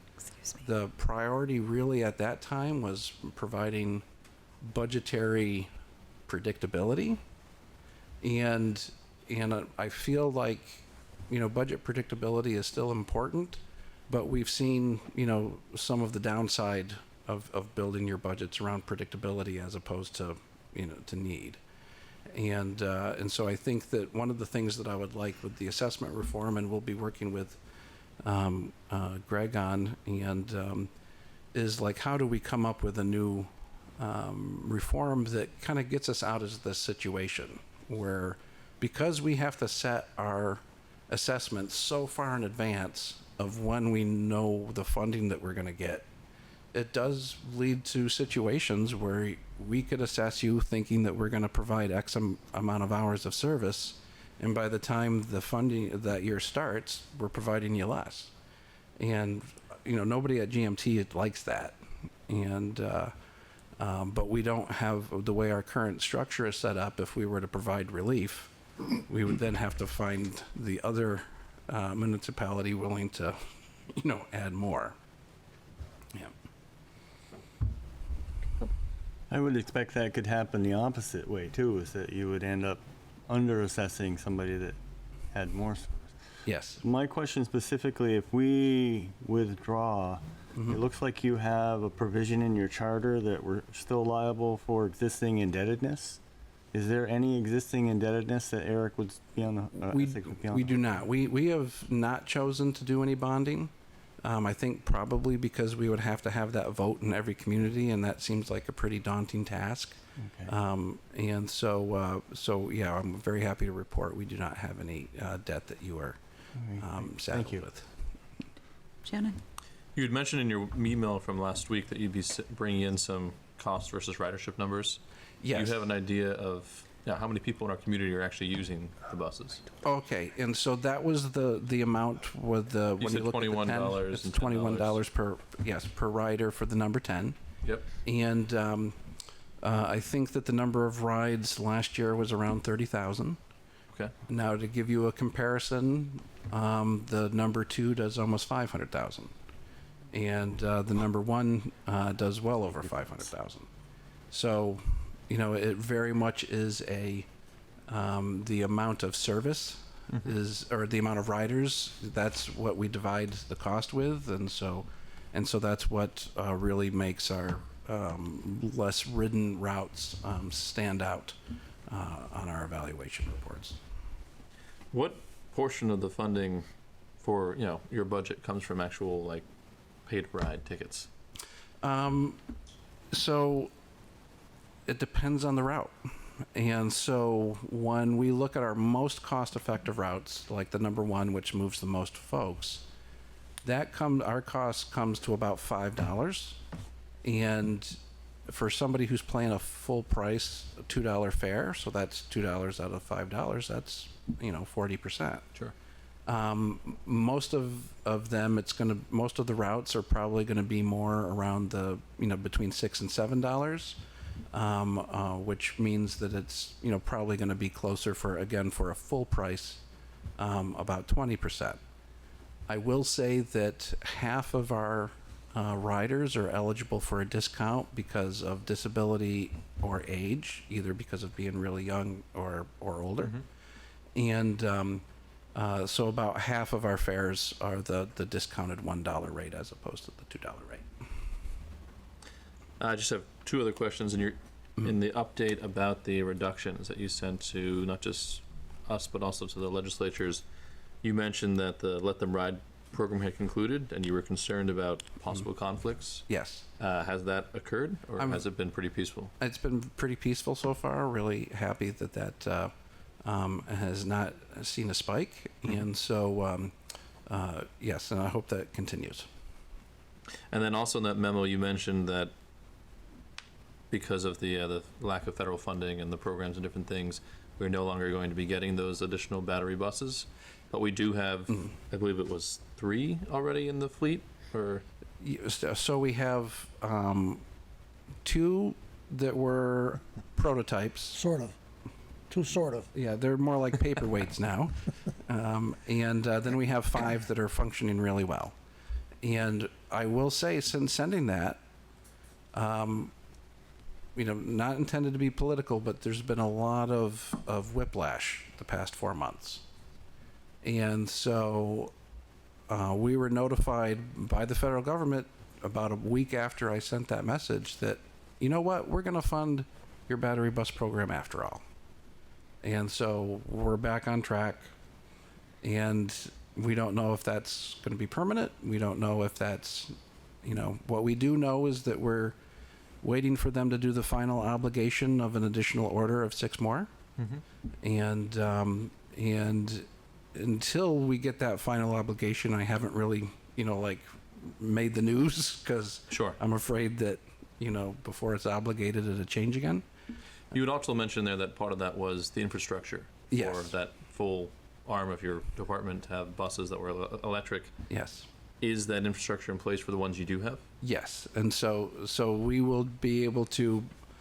We have both bus and infrastructure purchases in the future. Both of those would be approved. The infrastructure that we have now will meet the need of our existing buses, and then there's about a 1-year lead time for the ordering of the buses, and that's when we'll ramp up the infrastructure for the next round. Thank you. Thank you. Ethan. What was the cost share on that? I forgot from the original deal. The cost share for the electric bus? Yeah, Yep, that was 90% federal. 90%. Yep. And And that- the 10% was on the 10% on the original 2 wasn't that bad, but the other 5 was over 2 million, right? the If I remember. our portion of the last round of orders would have been about 800,000. 800,000. Yep. Okay. Maybe the whole order was, And that would be Oh, okay. split between us and V-Trans. and that was with the infrastructure? Yes. Okay. Yep. Yep. Okay. Andy? So you mentioned that Colchester continues to get SSTA or gets SSTA support, and then I think you mentioned in your memo that there are a couple other SSTA programs that are available. Yes. None of that's really clear to me. I understand if you're within a 3/4 of a mile of an existing route, you have to provide that service. But so you said Colchester is getting SSTA support. Is that an independent arrangement they have with them, or is it still through you, or how does that? So statewide, there are multiple programs. One is called Non-Emergency Medical Transportation, which is Medicaid transportation. The other is called Older and Disabled Persons Transportation. That's O&D. And these are operated, everywhere in the state. And it just so happens that in this area, you have both GMT and, you know, those programs. And so for the Medicaid transportation program, that's paid entirely by, you know, Medicaid. Yep, okay. For the O&D program, that's paid by VTrans, and some communities contribute. What you'll find is that generally the communities that have our service don't contribute that much because our service is here. Okay. And so I'm not sure if Colchester is contributing extra so that they would basically just be buying more rides. One of the things that you all do for cost containment is your senior van, which you would be able to continue leasing from us, you know, whether you had an agreement with us or not. And so that may be another reason why, you know, the senior van is actually, taking folks that otherwise would be, you know, traveling on the O&D program that VTrans would be funding. Right. So Greg, that's one thing that we get clarification, I guess, from Colchester is how they deal with SSTA, if we can. And my other question is, I understand some students get transportation. I think there's some folks from the school district here. Yes, we miss Hunter immensely since the Essex Westford School District stole him from us. And so what would be the? I mean, I'm trying to figure out whether we don't. That's an arrangement you have with them. So if we were to leave, are they left high and dry because there's no bus anymore? Yes. So our bus is happening because of an arrangement with the municipality, not the school. Right. One of the things that we may be trying to explore this year is, if we can provide some additional revenue sources, then that kind of offsets the higher cost per rider. And so if we find that the service is meeting the needs of the school, maybe exploring, ways there. But I'm sure that everybody is trying to pick everyone else's pocket these days. Yeah. And we're finding most pockets pretty empty. But that certainly is something that we would want to explore. And one of the things that we think is going to be a big improvement is that, one of my goals is to get GMT to be more flexible. Capacity has been one of the reasons why we haven't been able to be as flexible as we should be, just meeting the number of planning staff that we've had. CCRPC has been a great partner, and they are providing us additional funds so that instead of having one planner for 5 counties, we're now going to have 3. And with the rural transfer likely, that would be 3 for just Chittenden County, which is going to be like a dream. And so why this would matter is that several years ago, when the town of Essex, the Essex school system changed their times for school start and release, it didn't match very well with our bus service, and we did not end up changing that service to be more in alignment with the school schedule, where with our working of the Essex Circulator, we're much more tied in with making sure that it's going to be meeting the needs of the students. So I'm hoping that we're going to come back 6 months from now in the fall and see that our improved circulator is getting a lot more kids to school than in the past, and that may be what helps sort of save the route. But if we want to leave, we've got 3 meetings from now. We need to decide whether or not we're going to continue our membership in 2027, which puts the school district at a disadvantage. But you can come back in. Right, but if we don't, and we would wait until this time next year to decide whether to come back in, and so then the school district already beyond their budget season as well. Yeah, we would want to be able to figure that out well before this time next year, if possible. But that's the. So I don't know the path on that one. I would think the ridership issue would be resolved sometime this fall after school starts, and the circulators had a little bit of time to run. we should know what our ridership is at that point. So that's a little ahead of what you're talking about. So there is a possibility, though, that you would continue running that if we had an agreement that we would pay some amount of money to contribute toward it. So Yes. it doesn't necessarily mean the bus goes away if we choose to leave. Yes. You know, to me, really, it's not so much whether you're a member or not. It's whether we can do the route economically efficiently. 'Cause that's really what VTrans is looking at. Ethan? Yeah, I was just gonna play devil's advocate that we could stay a member and you could eliminate the 10 completely, whether the school district needs it or not. We could, yep. And I could tell you, as a town of Essex taxpayer, I would definitely want to make sure that we had an arrangement that meant that you weren't paying something for nothing. Yep. Understanding that we do have folks from EWSD in the audience, I would, if you have questions, curiosities, or want to provide input, if you'd like to come forward to the table, you don't have to if you don't want to.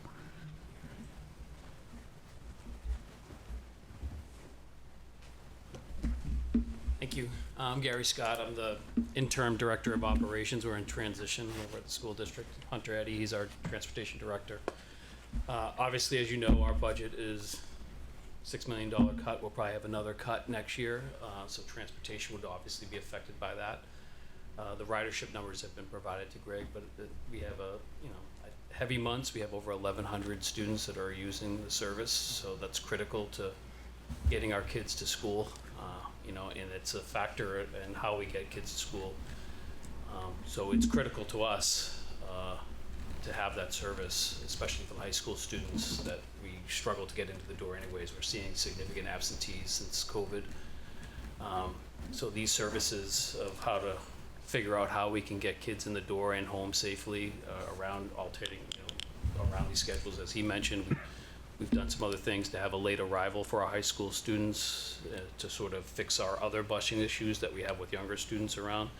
So I think we'd just be really strong advocates for trying to keep this service going because it's critical to us. I don't know if there's any questions for us. No, I think I heard you say 1,100 students rely on it? No, I mean, some months we saw that high. And it was that many rides, right? That many rides, yeah, okay. but we don't know how many, Okay. which way they're going. That's what rides Yep. does not necessarily mean that number of students. So, Right, just rides. But yes, there's a lot. But there are a lot of rides. Yes. Yes. Ethan? I just wanted to ask a little clarification on that. That's not town residents, though, correct? That's city residents? We don't know. They could be coming up off the Sand Hill loop, up off, Tanglewood. They could be coming from different areas. I don't think the driver, that's a question for them, for who they're getting. Well, I think we know as the director of where there's not bus service that's running on Sand Hill. There is bus service. There's bus service on Osgood. There's not There's GMT one on out there. the Sand Hill loop that comes around, so the students get on at the, along that route. And where is that? So it goes from Sand Hill up Allen Martin to 15 and then back down 15. Yes. So you would Now 117, right? And the other direction. I thought you were going up to 15 and then back down to. Well, let's say I went backwards. Okay. So yeah, so Sand Hill down to 117 and then the town and then out to. Okay. So I guess I would be, this doesn't have to be something that has to be hashed out tonight, but I would be interested in seeing a bus map of, I imagine this is just a high school issue with the GMT? Yes, most likely. Okay. So my thought process here would be to see a bus map of none of that corridor has any high school bus service from private bus transportation? It does. It does. Yeah, we have some kids that will take a bus from the high school and go up to Founders Road and be dropped off in that area. Okay. Just to play that, the understanding of the town of Essex and ridership numbers. I understand the significance of public transportation and with students especially, father of two myself, but on a more technical note, those 1,100 riders, there could be 50 that are coming from the Sand Hill area. They could be from other towns too. Right. I mean, there's no way to know exactly, but I can tell you, I live on Tanglewood, off of there. my kids used it regularly. You could see it every day when you go down there. At Englewood and Sand Hill, there's probably 5 to 8 kids waiting there normally. And Clayton, this is kind of for you. That is the original 10 route, not the loop route, right? Or that is the loop route. That's the route that we'll be doing moving forward. Even if we left and wanted to purchase service, that would be the loop that we continued to. Yeah, well, that's the loop that we're planning to do now.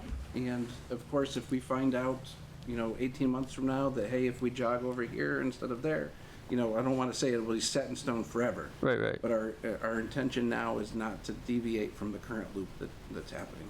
Okay.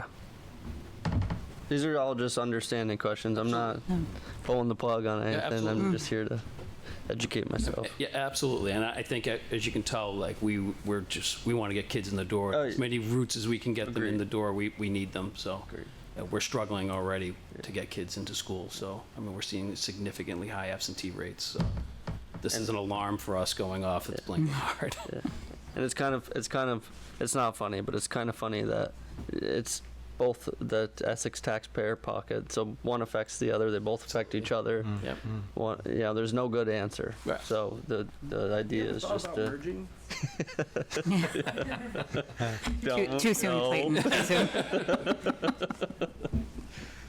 Any other board questions?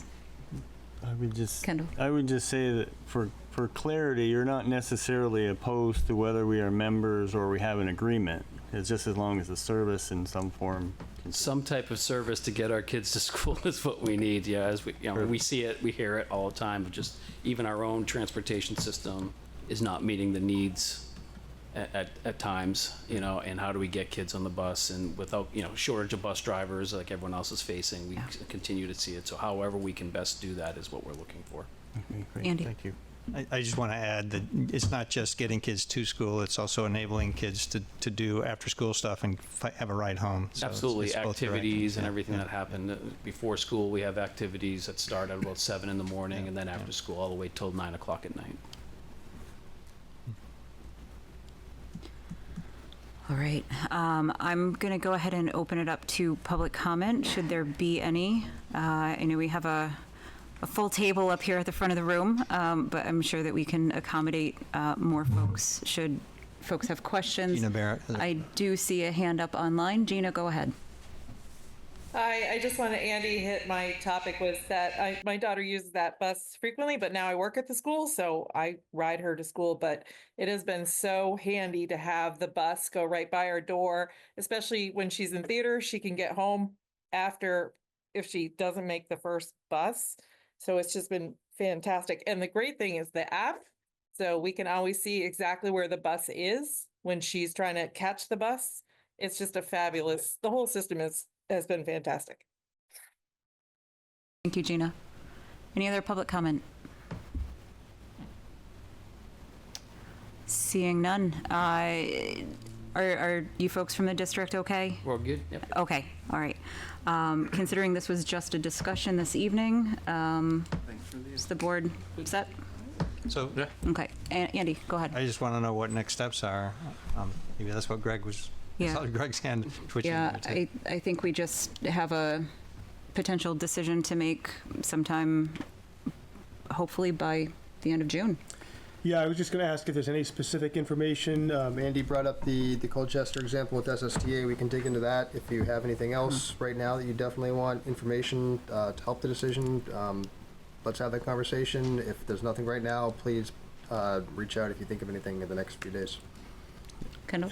I might just ask, it'd be nice to have a little bit of input from Colchester, if possible. I know staff's very busy, but that would help the decision, for me anyway. Shannon? I just want to thank you all for coming in. That was a big request, and you came immediately, so appreciate you making time for this. Thank you for your time. Sorry, we have the student ridership numbers? We have an estimate. Have an estimate, right? Yep. Yeah. Okay. All right. Okay, thanks. Sorry. All right. Thank you for your time. Next on the agenda, consider approval, Human Services funding recommendations for fiscal 25, focus areas for fiscal 26.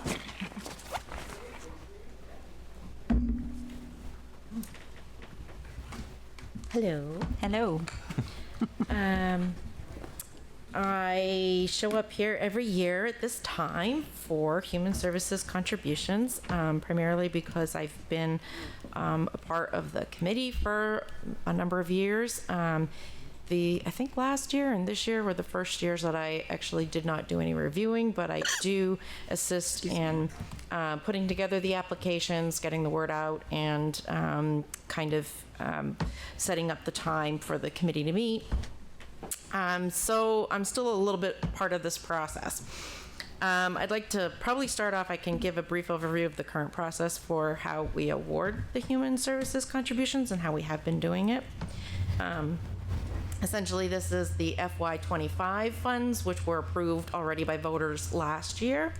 It's somewhere around $161,064. And based on a policy, the manager appoints a review committee to go through the applications submitted by eligible organizations. The review committee reads through these applications, which typically is over 300 pages. This year it was actually 333 pages. And then they go through and score the applicants. So it is quite a dedication by each of the committee members for their time. Scoring components this year were weighted, and I think we did this last year as well. They are weighted to provide a bit of a higher score to applicants providing a greater benefit to Essex residents and those that demonstrated a need for the funding that they were asking for. The other caveat is the application must support one or more of the select board approved focus areas, which were already approved last year at this time. The scores are tabulated. They're ranked in an order of the total scores of everybody that has submitted their scoring. And then from that list, the review team meets and they discuss where they should propose the cuts that they have from all of these requests. This year, they had to cut $58,751, which is the amount that the total of the requests was above our budget. There were 22 applications received. The committee has recommended to the manager and to all of you, there is an attachment in your packet for funding 11 of the applicants at 100% of their request. 5 applicants would receive roughly 85% of their request, and 6 would receive 50% of their requests. 4 would be cut from funding for this year. In addition to that, at this time of year, along with the recommendations, I do ask the review committee if they have any input on the process. And sometimes we've made changes to the applications. Sometimes we have made changes to recommendations for the focus areas. And this year, that happened to be what came out. One recommendation was to consider possibly removing the diversity, equity, and inclusion focus area. Only because it is addressed a couple of times. There are a couple of questions within the application that all respondents have to respond to, and so it's more of a it's not really a primary focus area for most of the applicants. It's just something that they do, so we score them on it. So it's less of a focus area and more of an application question. And the other piece that was suggested was to consider removing the word disaster from the emergency relief piece, just because it is a very specific word and it's really unnecessary to describe that particular focus area. The one other comment I would probably make about the focus area piece is that in the past we have used the community needs assessment that is conducted by University of Vermont Medical Center every 3 years. They are due to do one this year. Their last one was in 2022. It is not out yet. So if that's also a consideration, is that we could postpone approving the focus areas until after that assessment is out and we can review it and see if there's anything kind of new that floats to the top. Otherwise, if you're comfortable with the focus areas you have, we can also, you can also approve those now. And I guess that's it. My recommendations are in the memo and I can try to answer any questions you might have. Questions from the board? Shannon? I'll jump in. Thank you so much. I knew this was a lot of work, and it was great to hear everything you go through, so I appreciate you and all the other members of the committee for all the hard work you do. It can't be easy, especially with all these, each organization is, very important. They probably put their best foot forward, and deciphering which ones get what level of funding is a difficult task, to say the least. Right. Thank you.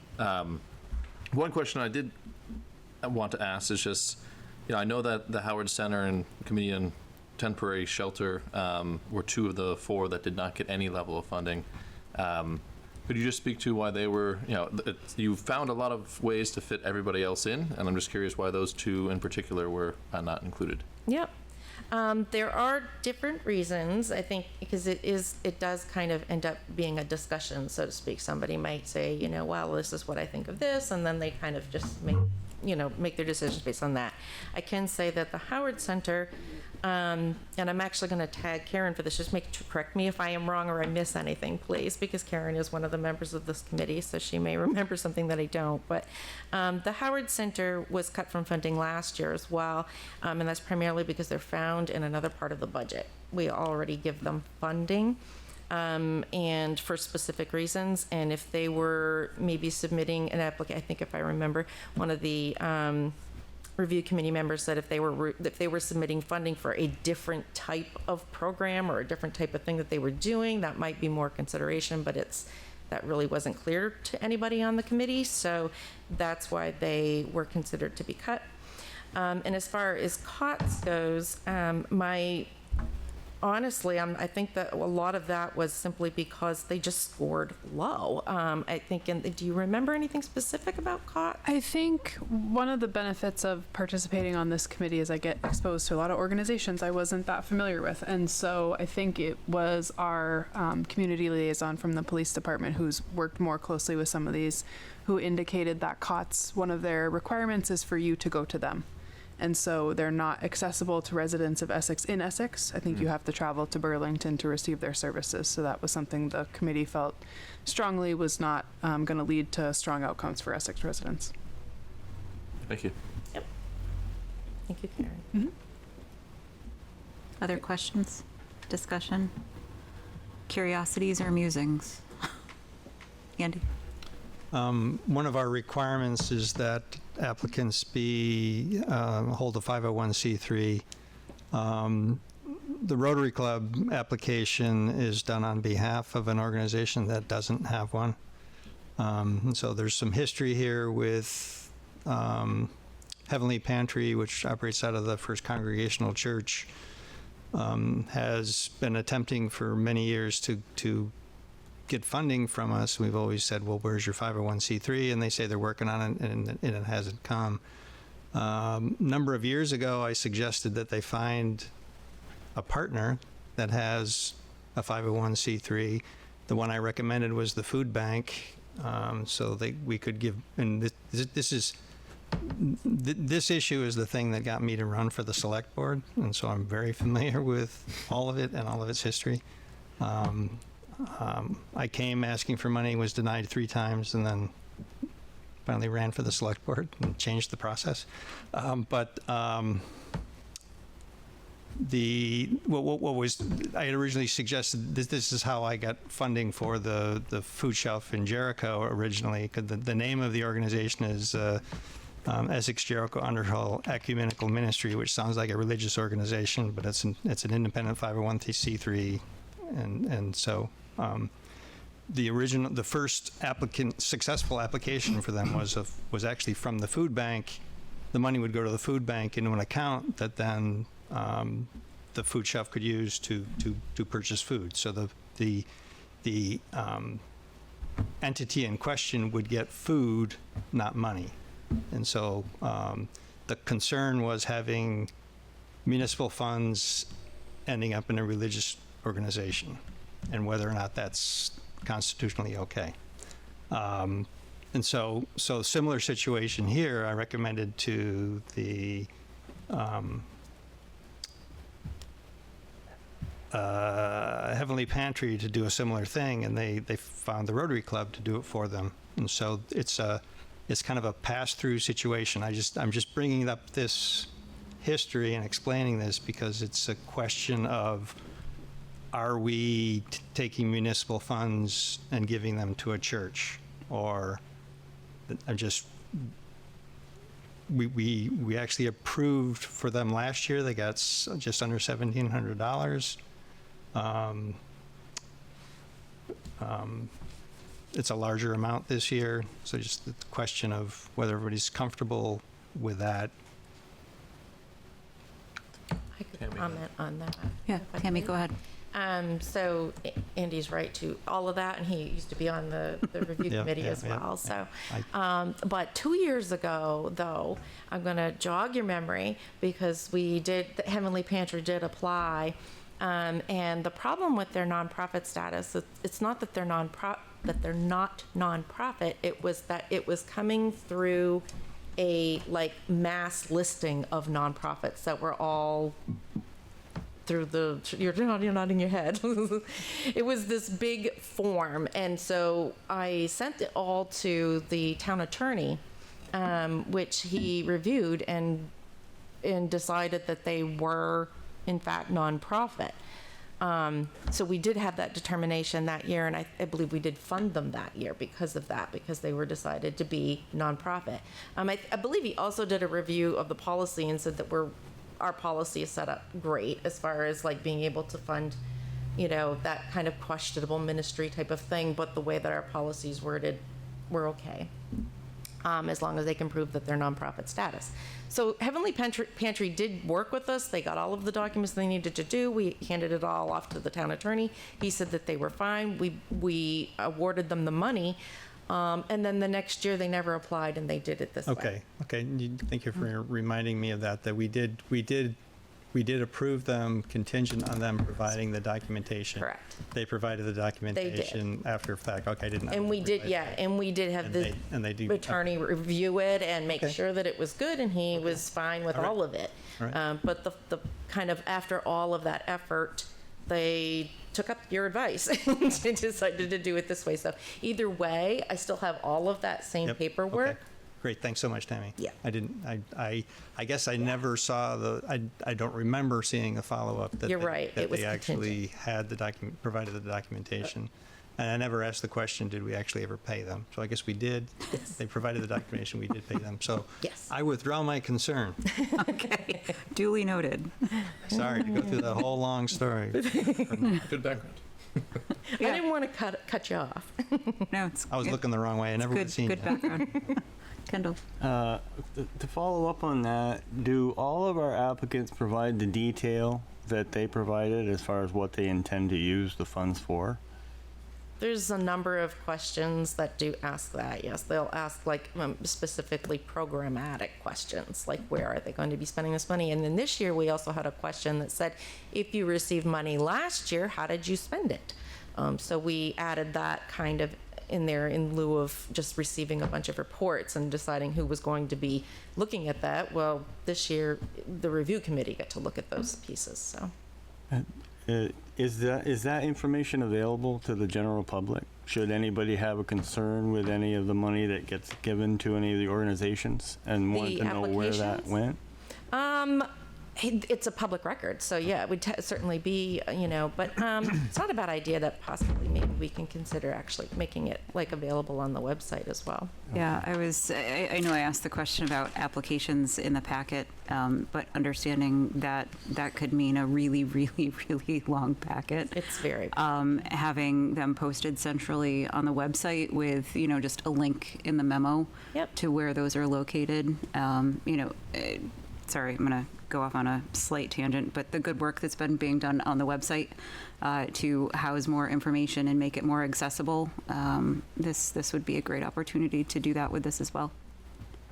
I will look and see if I can find a creative way to get it so that people also aren't downloading a very huge document. I think I have a way. So. Awesome. Thank you. Any other questions?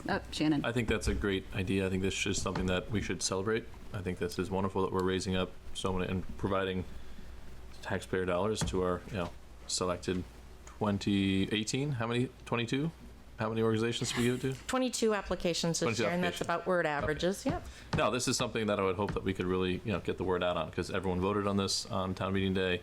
It passed, and we should let them know what occurred. Yeah. Absolutely.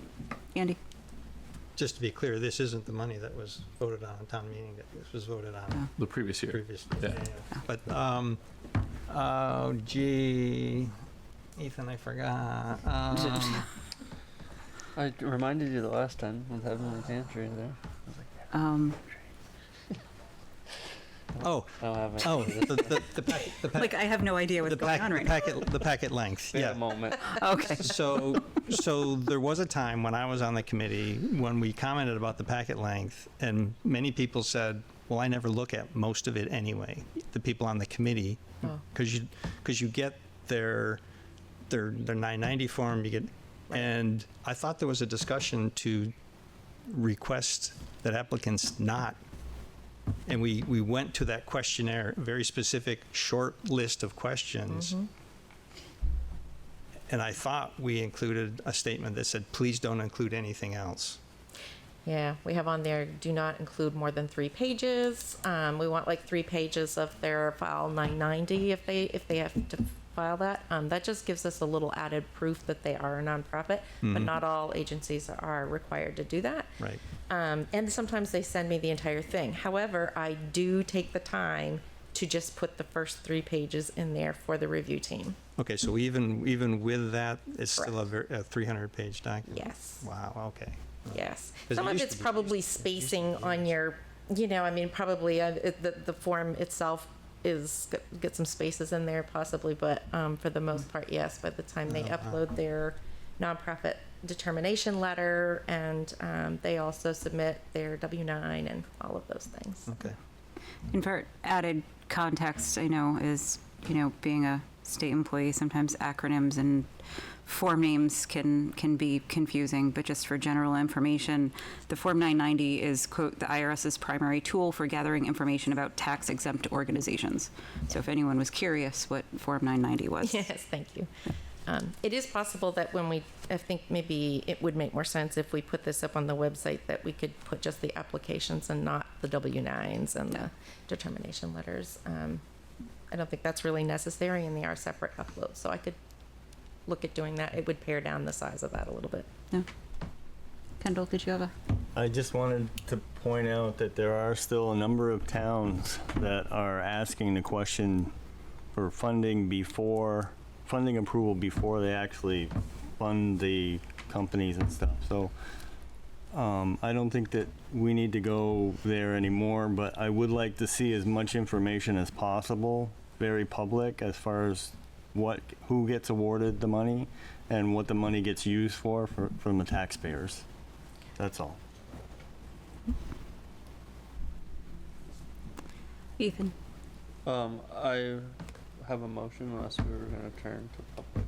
I would like to take public comment if there is any, either in the audience or physically in the audience or online. Ken, come on up.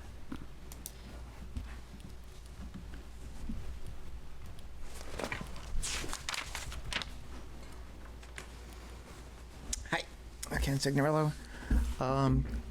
So on the issue of human service allocations, I recently saw a municipal ballot. I wish I could remember which one it was, but they actually go through the trouble of listing the items, the organizations that are being awarded and how much as a ballot item at their annual meeting, which was, I thought, an interesting idea and a way to kill 2 birds with 1 stone, get approval for a buy-in, and also inform the public what it is that they're actually funding.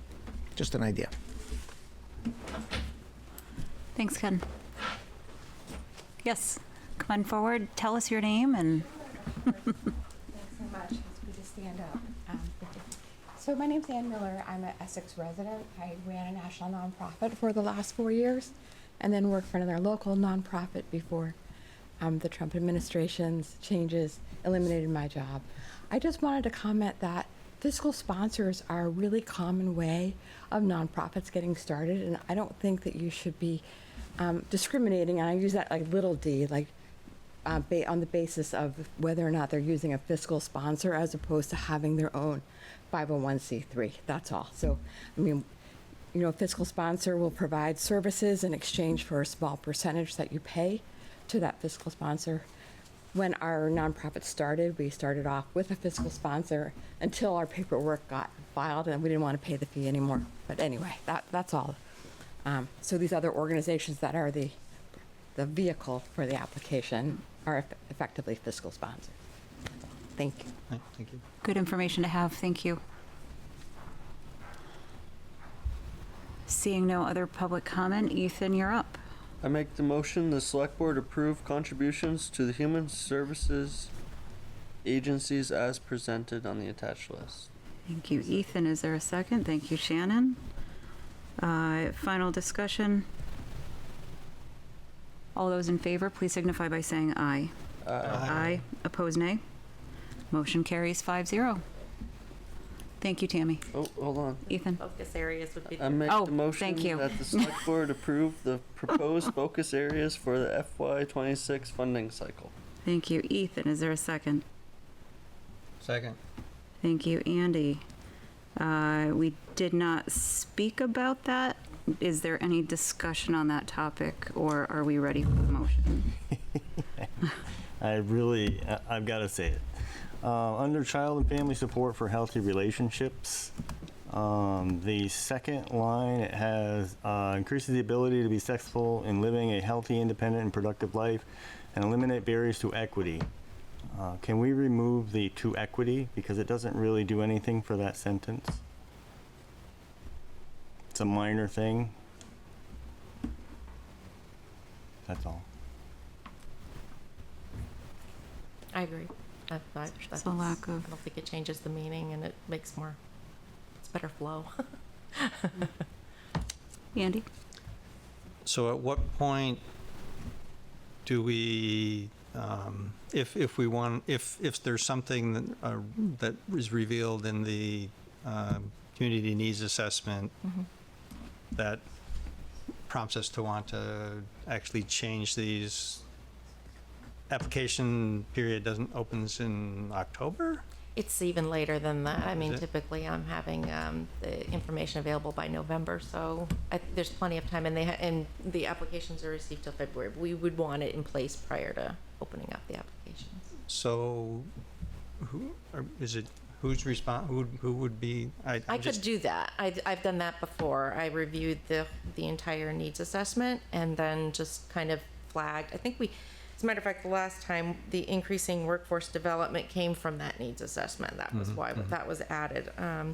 So I would review it. I would also probably send it out to the committee members so that they might, if they wanted to have a peek at it. Okay, so there's plenty of time to revisit if we sure could. So, okay. Yep. Yep. So Kendall made a suggestion to reserve or remove to equity from the child or family support for healthy relationships. Since we have a. Yeah, I'm gonna stay with my original motion.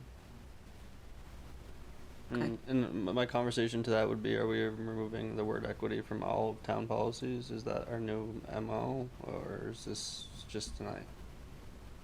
No, this is just, it doesn't do anything for that sentence. In terms of not being discriminated for race, religion, gender, disabilities. Yeah, I mean, the sentence means the same if you just pull those two words out. That's all. Just a grammar thing. But if you leave it in there, it still means the same. Yeah, I mean, I didn't pull it out anywhere else. It's just that. It's a long sentence. Well, the whole paragraph is eliminated below, so I would opt to keep the word in as far as some of the town's goals for diversity, equity, and It's just a suggestion. Okay.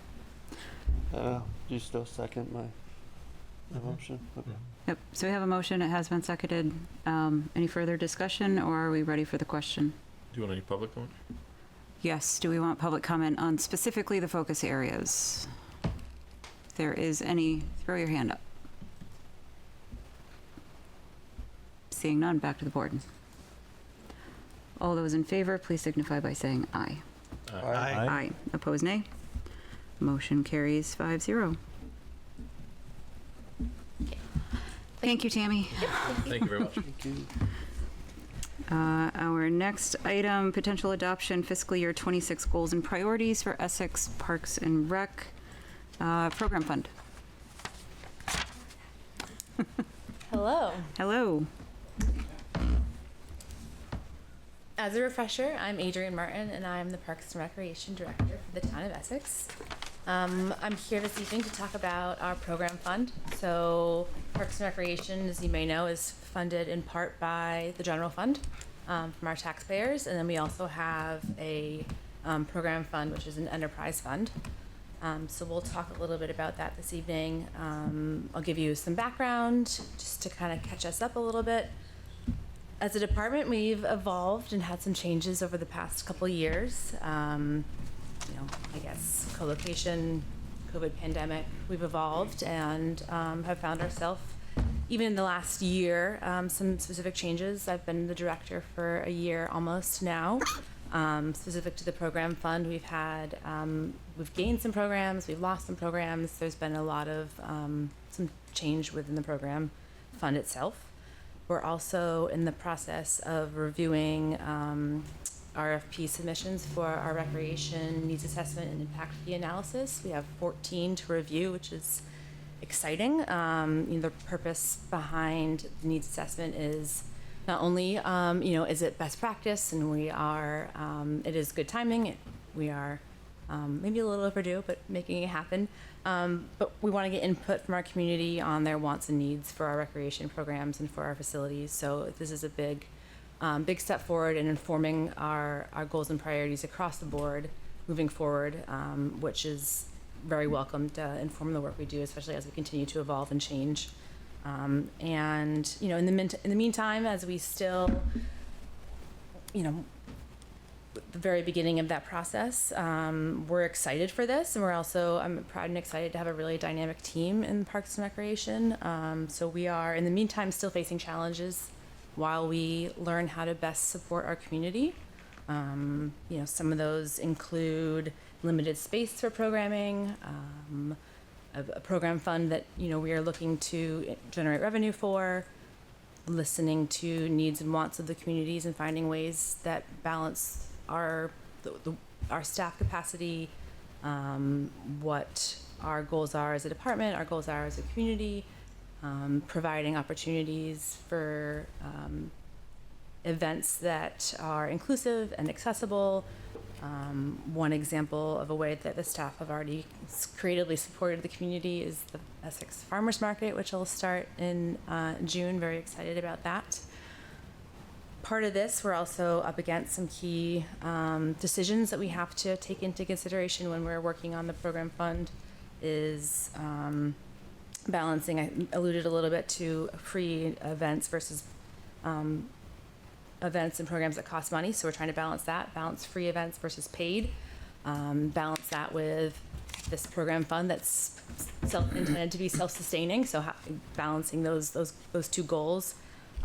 Balancing, one piece that applies to both our general fund, and the program fund is credit card fees, which we've spoken to. I presented in November. We talked a little bit about credit card fees and whether to apply those to the user or to absorb or have our budgets cover the credit card fees for those programs that we don't. A lot of our programs we do add in we try to wrap in the fees where we can, so it is built into the price of a program, but it's still a line item on those budgets. So deciding, do we put that to the user? Do we continue to apply it to our budget in the way that we have? And we're also weighing what it looks like with our program fund over the past couple years. I want to say this is the second fiscal year in which we've allocated percentages of staff positions to the program fund. So we looked at how much of which staff are spending what time in areas that relate to the funds that are being generated through the program fund. So now we have several staff positions that have a percentage of our time applied to the program fund, in which that's certainly is trending towards a potential deficit in the program fund for fiscal year 26 based on that, the allocations that we are looking to bring in revenue to support those staff positions, which are, again, then in turn vital to running the program. So it's a little bit of an interesting balance, but we're committed and excited to move forward. And I guess part of the reason today is to review and kind of share with you some goals and priorities for the department that I would like your feedback on. I guess all those things I said considered. It's a lot of information, but our goals for the Recreation Program Fund strive to provide a lineup of programs each season that includes preschool, youth, adult, and senior opportunities. Offer at least one new program each season, in seasons like fall, winter, spring, summer. Increase overall participation in community recreation programs. Continue to build our brand recognition by offering repeat seasonal events and new opportunities / events to embed ourselves in our community's traditions. Increase the program fund revenue by 10% by expanding paid program offerings and partnerships annually. The goals and priorities would be to balance programs offered between sports, arts, health and wellness, and educational opportunities. Monitor staff time to ensure funding for staff positions is appropriate between the general fund and the program fund for fiscal year 27 and subsequent fiscal years. Continue to be creative about how to offer programs with very limited indoor space, especially in the wintertime. Balance the need to generate revenue to cover program expenses with a commitment to offering free events accessible to all in the community. And I would welcome any feedback or discussion or thoughts you might have about these proposed goals and priorities for the program fund for fiscal year 26. Questions, comments, input? Ethan. I'm just gonna comment on the credit card thing because it's like high up on my radar, and not just for Parks and Rec. But let's just be scenarialistic here, if that's even a word. Ooh. Made it up. Trademark. But anyway, if everybody paid for every paid rec program with a credit card, and and Adrian's goal is to raise by 10% of revenue, all we'd have to do is charge credit card fees, and we'd gain 3% right there. But not everybody pays with a credit card, so I know that's a little bit of a stretch there. Certainly. But I just wanted to speak on my own experience as a resident and a father. That I had a wonderful time working with the recreation department in Essex this winter, and I think winter sports are way underrated. And there's just a lot of we have 2 young children. But there's a lot of opportunity that the town has right now. The town is basically has a golden egg that's ready to hatch with our new town of separation, and really the recreation needs in our community are fond and vast, and there's a very active young population in our community right now. And I think it's very important that we focus on supporting our recreation to a point where they can find the means and the programs to be more self-funding. But I think it's going to also take some time for that to happen, and just be in my mind, I may have been a little bit of a different perspective of this 3 years ago with younger children and not getting a full picture. But this is a long process, and unfortunately for our community, the amount of children coming into our community seems to be shrinking, not expanding. But we also have a large group of young adults and very young children, and also a very large group of aging adults. And I think that the rec program does a great job of covering our resources, so that way everybody gets a slice of the pie, and it's not just directly on to one group or the other. So I don't know if anything I said was actually a point, but I just wanted to give shout to rec department and also just really remind us all about those credit card fees. That's going to be one of my big goals for the select board coming up here. So thank you, Adrian. You're welcome, and thank you for sticking it out with 40-something Yeah. 3rd through 5th graders on the Yeah. bus to and from Bolton.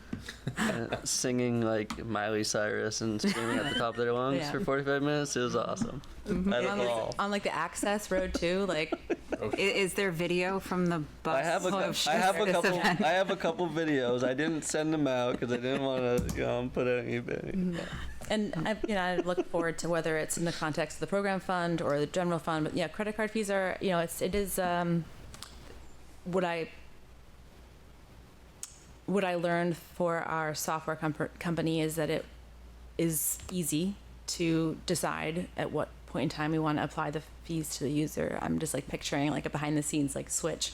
But it would be across the board. We don't have the opportunity to pick and choose if it's a specific module or a specific program.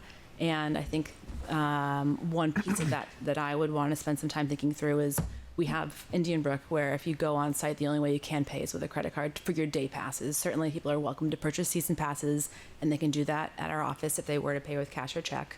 But that's the only option there.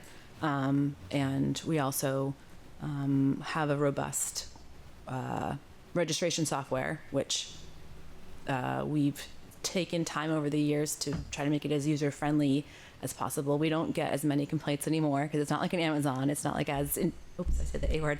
It's not like as intuitive. And so I digress. But certainly we pay for that service and would certainly like to continue. You wouldn't necessarily want to steer people away from that. But that being said, our doors are always open 8 to 4:30 Monday through Friday if people wanted to come in and pay with cash or check.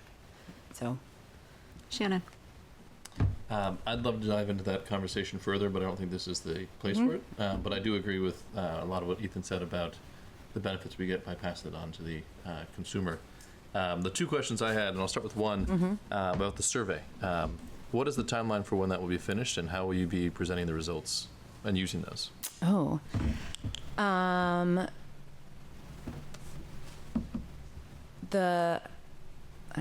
pausing because we're like ready to start reviewing them as soon as possible. The timeline may vary depending on the firm that we select. I do think we're in a pretty great position based on the volume and the caliber of some of the responses we've gotten so far. We're ready. I mean, as soon as all the stars align with the right firm, hopefully by the end of this calendar year, if not maybe a little bit into the next calendar year. And as part of the RFP, it does include our asks and specifications from the potential firm will include presentations to the select board. Okay. So both from representatives from that company and myself, that's part of what we're looking contractually for that firm, in addition to ahead of that focus groups and public meeting as part of the information gathering stage. It'd be great if that was completed, or at least had something ready to be presented at Town Meeting Day. The soup night is a great place to really present that to members of the community. But I agree with you. When you started this, you said, it's been something you want to do for a while. It's probably something we needed to have done for a bit, probably even before you were here. And basing your decisions on actual data points is really important. So I think that will be instrumental. My second thing is, I know that CVU and Heinsberg does a great job with their, I don't know what they call it, evening access CVU. They have a whole variety of, from cooking classes to whittling things. It's really great. And I think that's something that, or almost a model we could, enhance and embrace.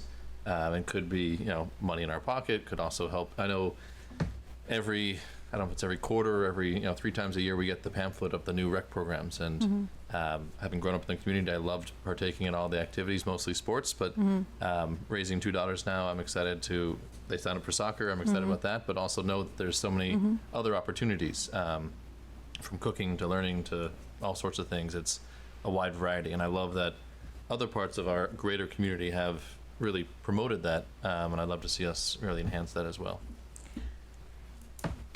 I agree.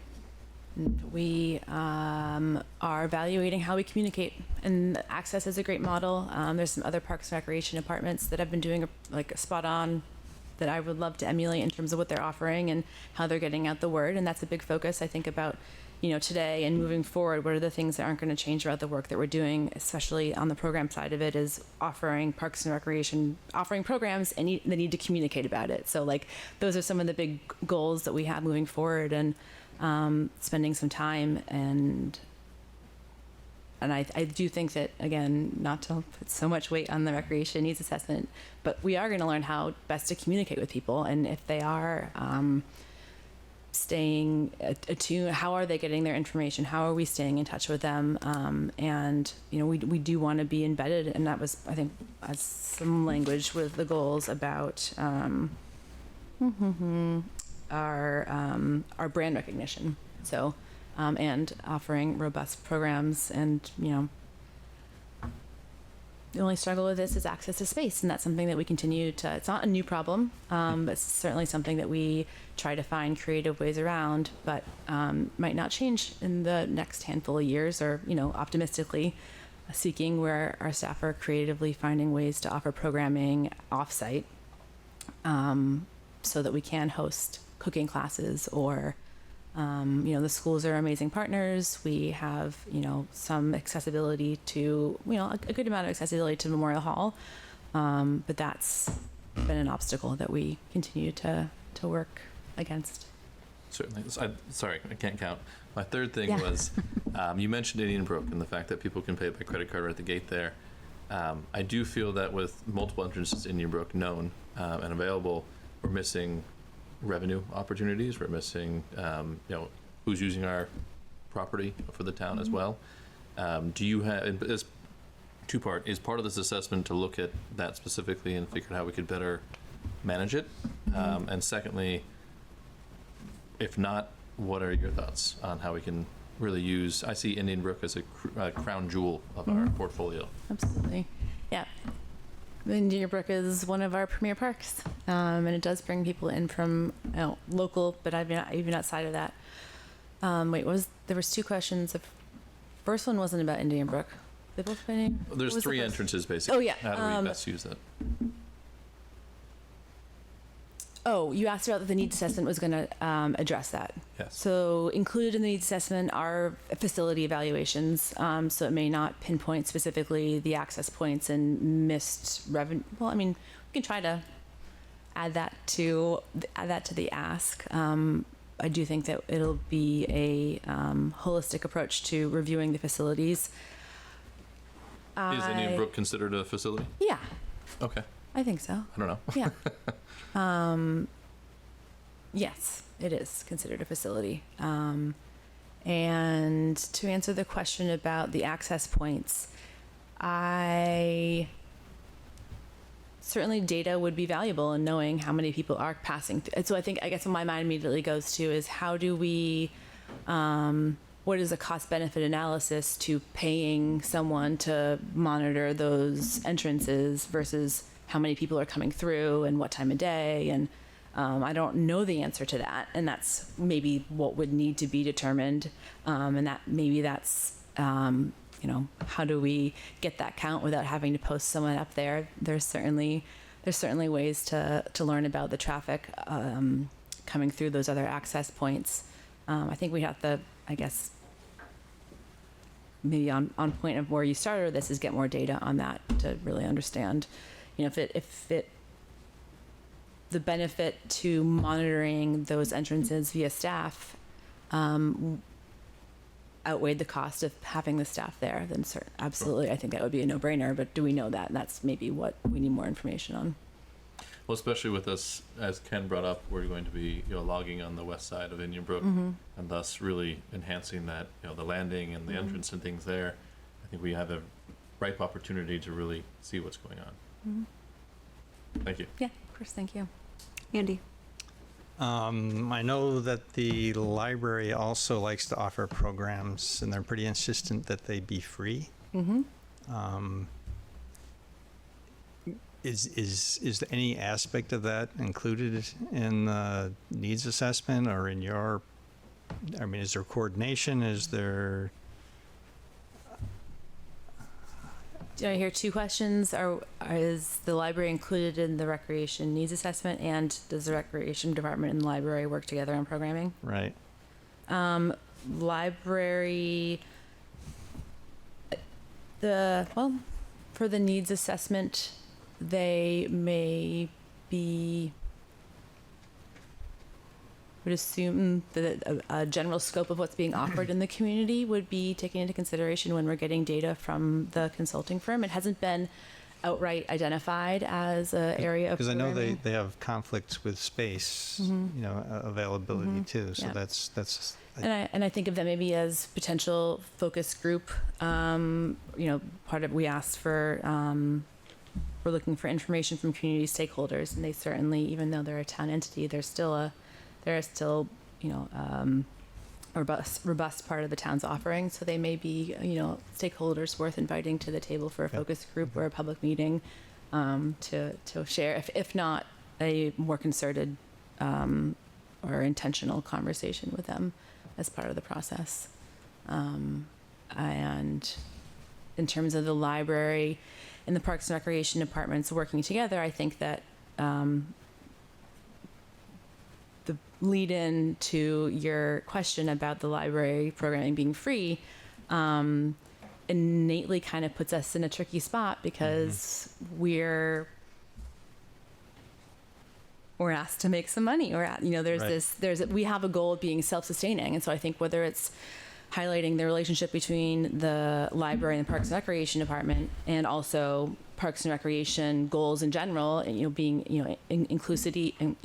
be inclusive, accessible, welcoming, open, offering as many diverse opportunities as we can, but also being focused on generating revenue. So those are part of the challenges that our department takes into consideration when we are creating programming or we are looking for ideas. We want to find that balance between, okay, what are the things that are really going to be great revenue opportunities, and then what are the other things that are just going to feel great, like that we know that are serving the community, we know it's going to be well received. So I think we're still looking to strive that balance and allow those decisions to guide what we're offering, while also making enough money to pay the staff. So I think that the library and Parks and Recreation, there are certainly opportunities there, but it can be tricky trying to strike that balance, because innately there are some different goals to what we have. Not always, but oftentimes there can be. Right. Thanks. You're welcome. Kendall? See, and that's a discussion that I find very interesting, only in the sense because it's, in a lot of ways, I think you have the hardest department. Because places like police, fire, public works, nobody questions about the funding that comes to them. But it says right in here that the REX program is intended to generate and be ultimately self-sustaining, but you're not. So it would be very unusual for the water and sewer folks to come and say, well, we're going to fund 60% of our program and take 40% tax money to fund the enterprise fund. So my only question that I have is what percentage are you self-funded? And how did you come up with the goal to just increase the revenues by 10%? Is that based on where you are and where you want to go? Or, and again, you don't have to give these answers now, but that has always been my question with Parks and Recs, because it seems to be two separate departments. People, whenever they talk about Parks and Recs, the communications I have is the folks sound like the only thing Parks and Recs does is programs, and why are they paying their tax money for the programs? And they don't understand that there's a whole section where you literally maintain parks and trails, and you do work just like the rest. But they always focus on, well, why are we losing money on this program? How come we can spend this much money for this program and subsidize it with the tax money? Why isn't it self-sustaining? So it's just a general question that I'm really trying to understand, because then I can help other folks understand.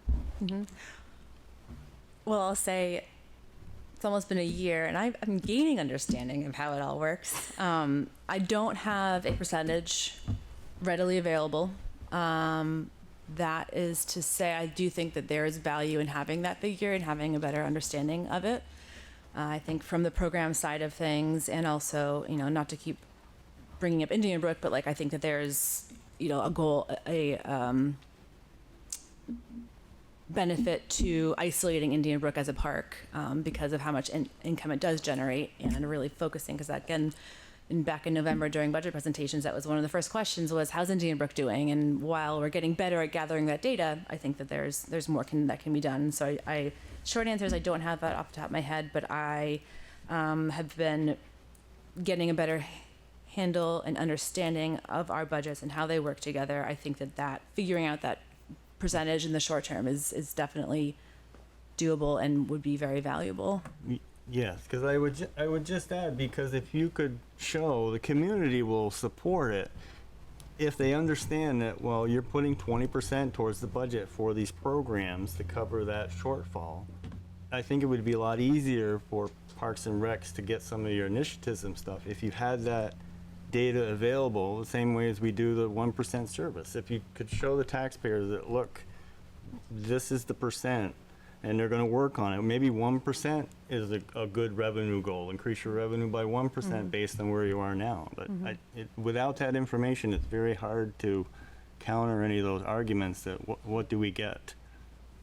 Obviously, if you have children or you use the trails or you're involved, you get a great benefit. But a person that doesn't use that, they wonder, well, it's like an elective. Like, well, why do we elect to pay this money for Parks and Rec? Because they don't understand that there's a large part of your budget that goes to maintenance and helping public works and plowing roads and doing all that stuff that they just don't see. All they see is the flyer from Parks and Rec for the programs. So Yeah, and I think that it's, certainly if you're not a user of our programs or our services, or if you're not someone who, goes on trail walks or uses the playgrounds or pickleball courts or disc golf courses, I could see how that may not be at, front of mind. I do think that there is public good that the taxpayers, the tax dollars. So I guess not to discredit what you're saying, I do think that the data needs to tell about, we can work the data differently to help with our story and our explaining to our residents who may not as easily see the value of their tax dollars in that regard. But we have Parks and Recreation departments as part of municipalities for a reason, and for the fact that it does support the common good, and that, ultimately, Parks and Recreation, whether we spend a lot of time with someone or they don't spend much time in our facilities, our goal is to create a connection to your healthier community.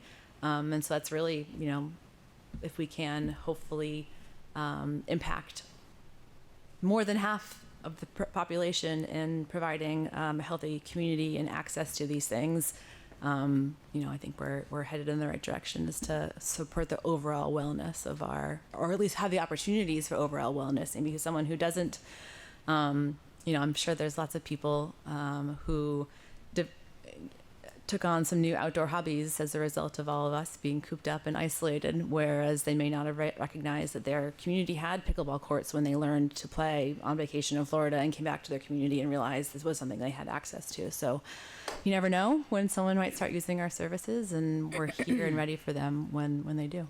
Yeah. Thank you. Any other discussion on the goals and priorities? Ethan?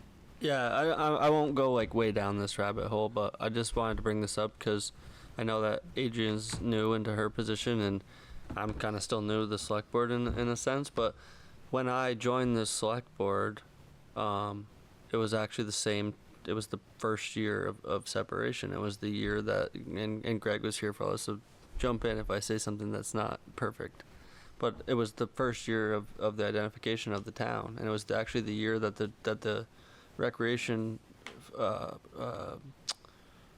can't tell you the exact name of it right now, but the fund was created. In a way, it was explained the way I remember it being explained, and I may have my info wrong. Jump in if I'm making this up, but that was when we first started the fund, was because in the grand scheme of things, when recreation would come in $25,000 over budget, that money went to fund balance, right? No, we have had the program fund for quite some time. far as I So it for just a wasn't number the of fun, it was just the paying of the, we changed the director, the way the director was paid. Oh, so like that- allocations? Yeah, I think that is something we spent. I would say it was the first time we do it. It might have been, but I don't. It was like but 3 years But ago. it was definitely we spent more time thinking about the allocation of staff between the general fund and the program fund. And the excess revenue before has always been restricted. I think it depends where it has come from. So it's been, if the general fund has run a profit, Remember that? then it's stayed in the. Excuse me. If the program fund has run a profit, it has stayed with the program fund. If the general fund has not spent the amount that's spent from the general fund, it goes into fund balance. So they have been two separate accounts essentially. Right, and the goal has been like more so since I've only been here for 3 years and I'm on my 4th, but the goal has been to transfer, and there's been a significant amount. It's been a while. I'd have to ask Dan. He's kind of back there, but I feel like we're at a higher percentage of funding of the employees in those immediate. I remember over the past couple of years that it's close to, I want to say 50%.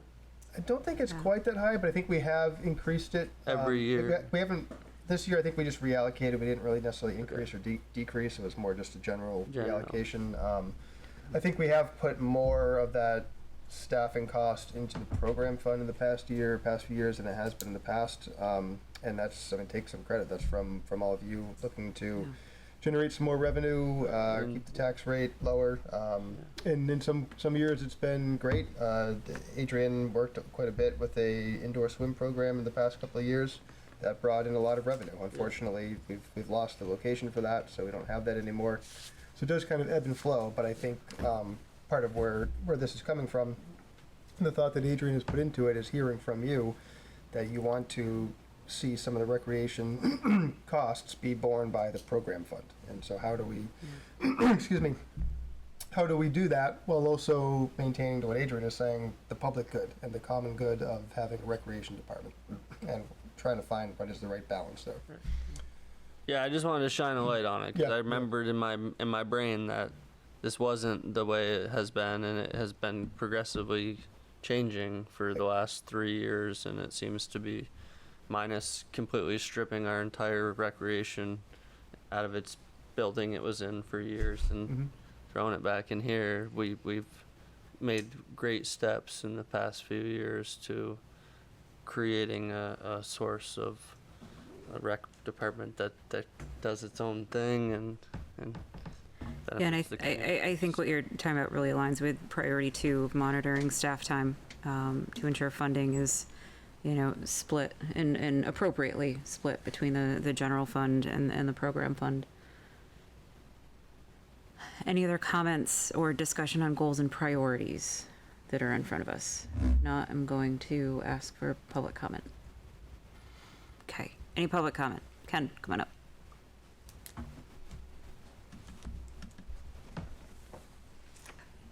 Hi, Ken Signorella. I have some thoughts about Parks and Recreation priorities.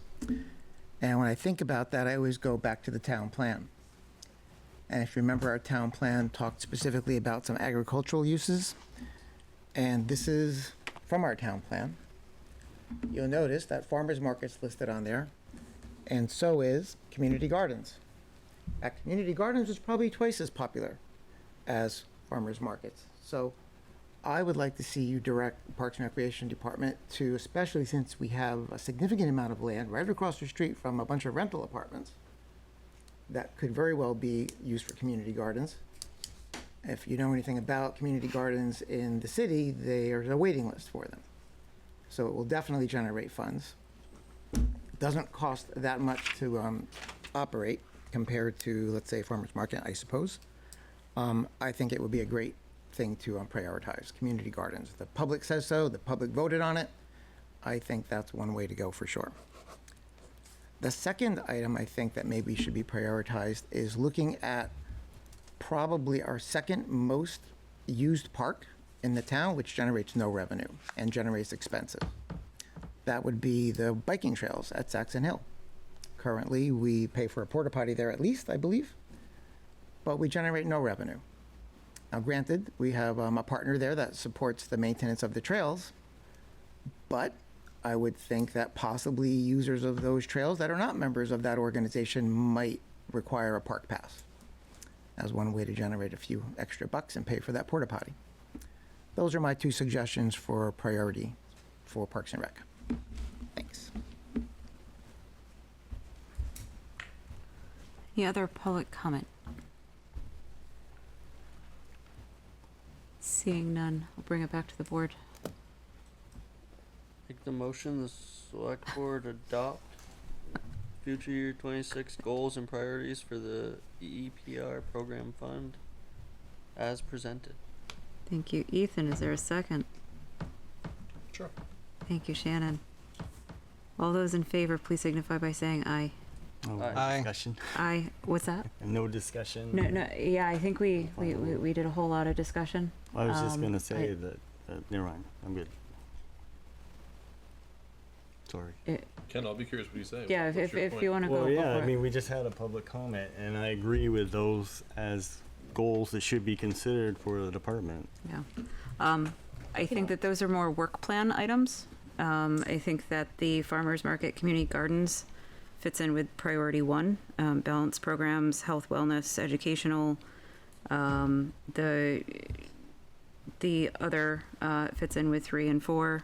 The goals increase participation in community recreation programs, brand recognition, seasonal events, with the idea that, priorities and goals are the umbrella that all work items would align to, similar to how we develop our strategic plan to be, the 10,000 foot level, which informs the individual work plan. Okay. That's my take. What I would add is that this, while those do fit into, a lot of these fit into our broader goals, this is specific to the program fund, and certainly community gardens fits in that, and Saxon Hill certainly would belong in the, and both of those I agree with you in the work plan, and community gardens was on our work is on our work plan, so it is not something that we've neglected to take into that consideration. Just was not something we were able to get to this year. Okay, thank you. Mm-hmm. Is Saxon Hill part of the facilities you'll be assessing in the needs assessment survey?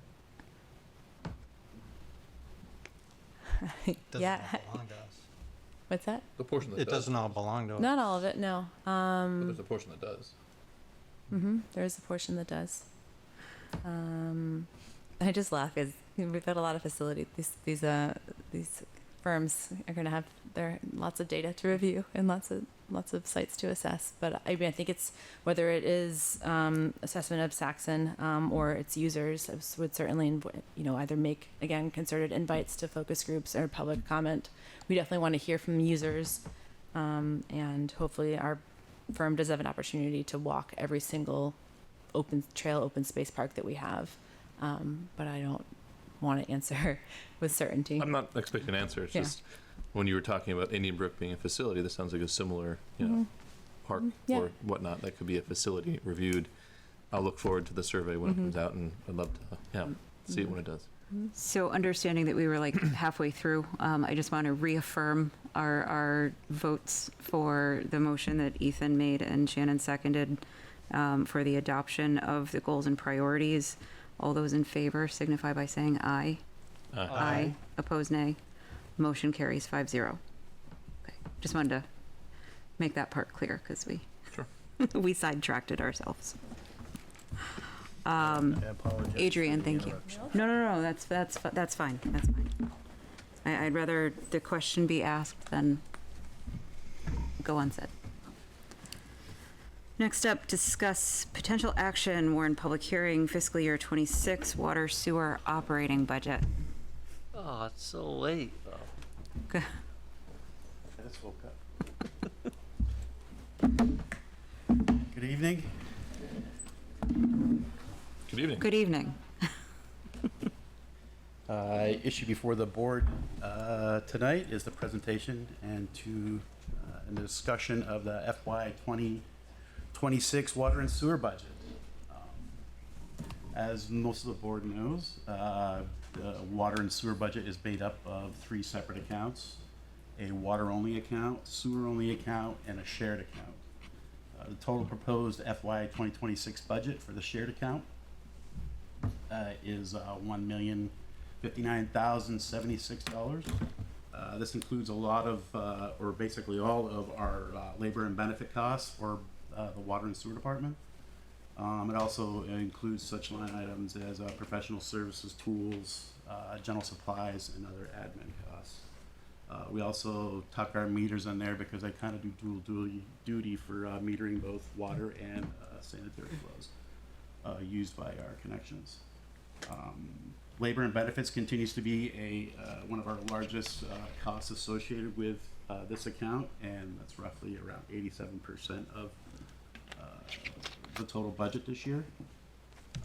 As in previous budgets in the past, there's a distinction between how much of the shared budget actually relates to water distribution and how much relates to the sewer system. This ratio has changed in the past over the years, but in recent years it's been greatly impacted by the reduced labor costs we've seen in the sewer side of the budget due to our contract we have for maintaining our pump stations. It's recommended by staff that we continue on with the 60-40 split of the water, shared water accounts, with the 60% going to the water calculation of rate and the 40% going to the sewer calculation of rate.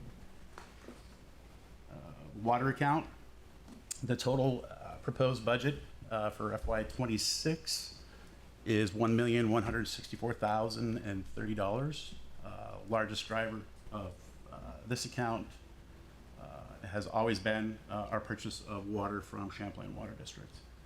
We've proposed and estimated the cost for associated with this at $860,900, which is about 3/4 of this budget. Including the portion of the shared budget as it relates to water of roughly 60%. This year's water rates are based on a total budget for water of $1,638,000.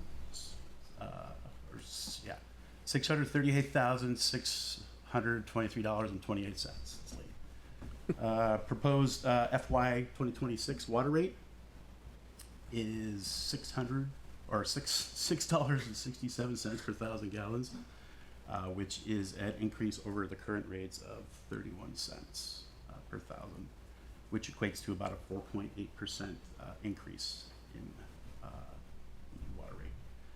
Impact on an average family, they're looking at $1.86 per month for water billing.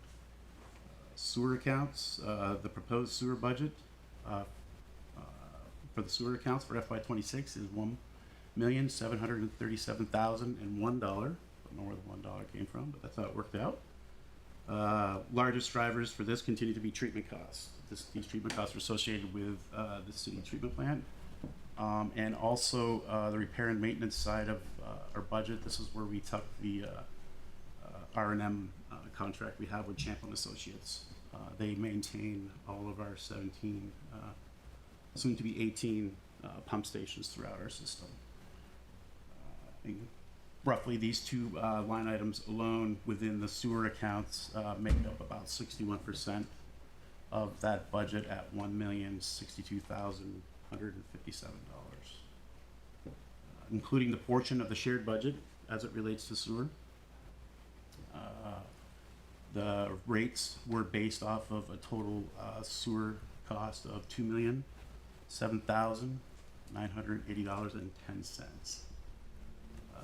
Proposed rates this year for sewer are $12 per 1,000 gallons. There's a correction in the memo. It's not 67 cents, but this is a 57-cent increase over the current rates here for FY25. And this is going to have an impact on an average user in our system of $3.46 per month. The minimum water charge, this is a fee, or this is how we assess payment for those who consume 100 GPD or less in water, and this rate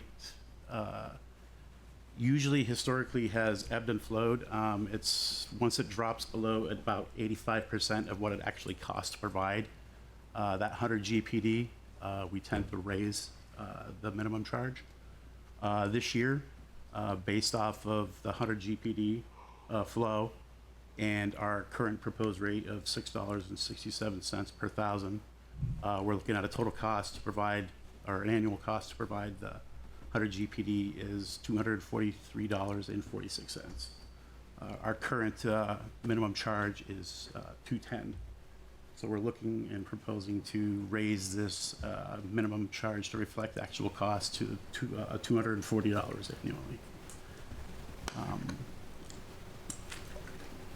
Rate impacts on your average water and sewer user for a single-family home, residential home, using roughly an average of 200 gallons per day, connected to both water and sewer. These rate increases reflect annual increase in their costs for water and sewer of $63.82. That comes out to $5.32 per month, 4.91% increase overall for these rates. Most other communities around us are currently doing the same thing, setting their rates and getting their water and sewer budgets ready for next fiscal year. Page 71 of your packet has a comparison of water and sewer rates of communities around us. I just want it to be known that these are their existing rates, and we're comparing our proposed rate. This is really only for comparison only. We kind of want to see how we measure up with some of our neighboring communities.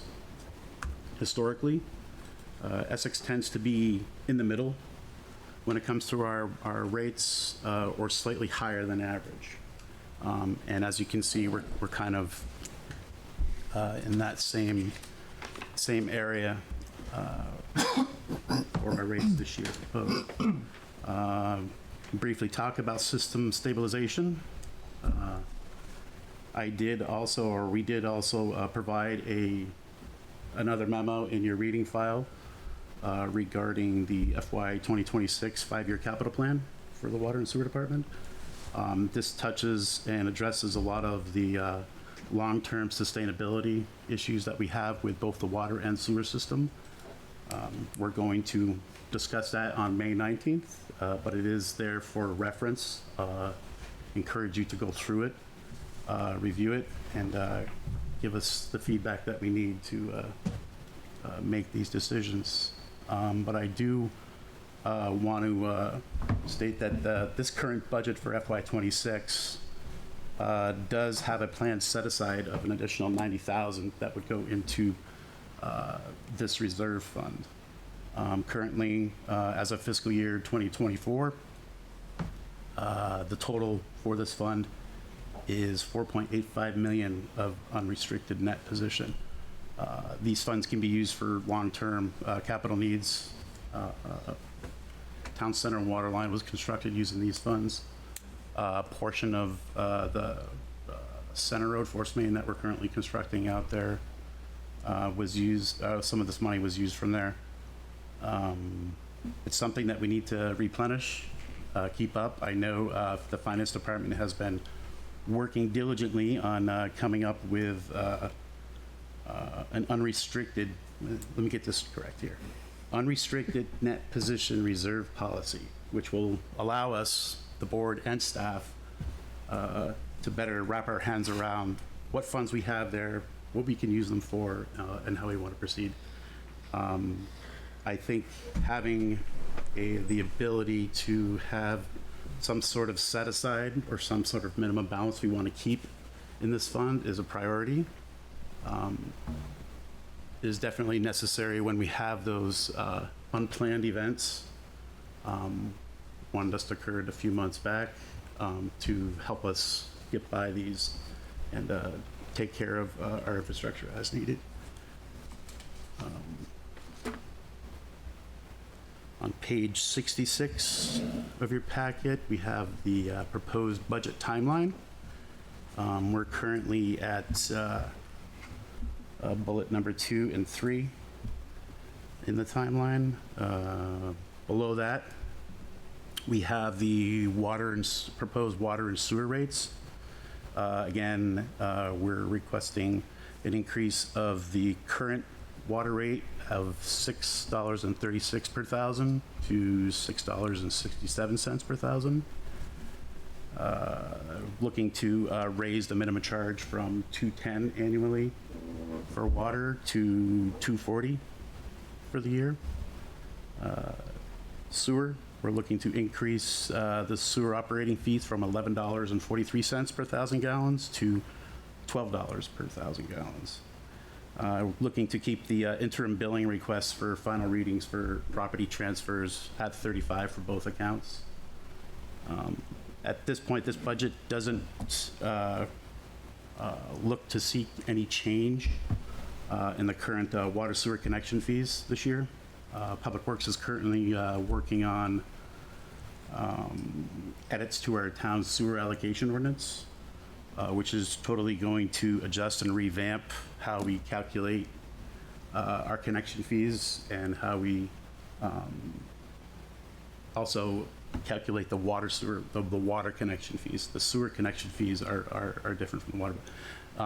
We're going to use the same basis and same method for water as we come up with for sewer. So this work is currently underway, and we're going to be bringing this forward to the select board probably early fall for your input, hopefully in-depth discussions. There's going to be a big change on how we look at our sewer core and how we allocate within the sewer core. So we're definitely going to want the board's feedback on that as well. There's a recommendation there at the bottom of page 66 of the memo. Looking to entertain any questions, comments, concerns, direction. How do you want us to proceed? Board comments, questions? Kendall? I am very concerned about the budget this year.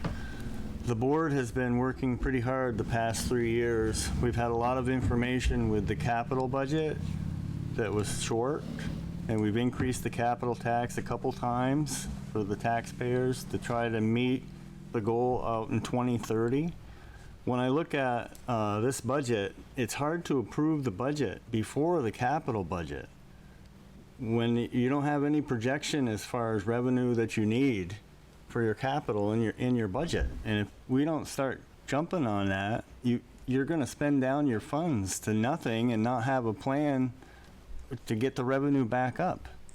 I'd like to hear from Dan and tie some of the capital stuff into this budget, especially because in the time that I've been on the board, every year we've had a significant failure that's eaten funds outside of your operating budget to repair some of the items that you know need to be replaced in addition to your capital plan. So I would just like to see us come up to speed or see if we can get ahead of the curve a little bit like we did the capital tax on the general budget, because there's not really any funding in here that I can see for your capital asset replacement. The water budget has like 130,000 or something that goes towards the fund, if I understand it right. But the sewer doesn't really have any specific capital replacement item, like asset replacement, where the money you need to replace the assets, even 10-year assets that you put into the budget. So I'm just, that's a red flag. So the sewer fund does have a similar depreciation line item. They do. It does. Yeah, for catching up in a similar way as the water piece does. So there is, an attempt to capture some of the cost recovery from the natural depreciation of assets over time. As Aaron alluded to in the budget, we are trying to build in a small surplus to help with future funding of items.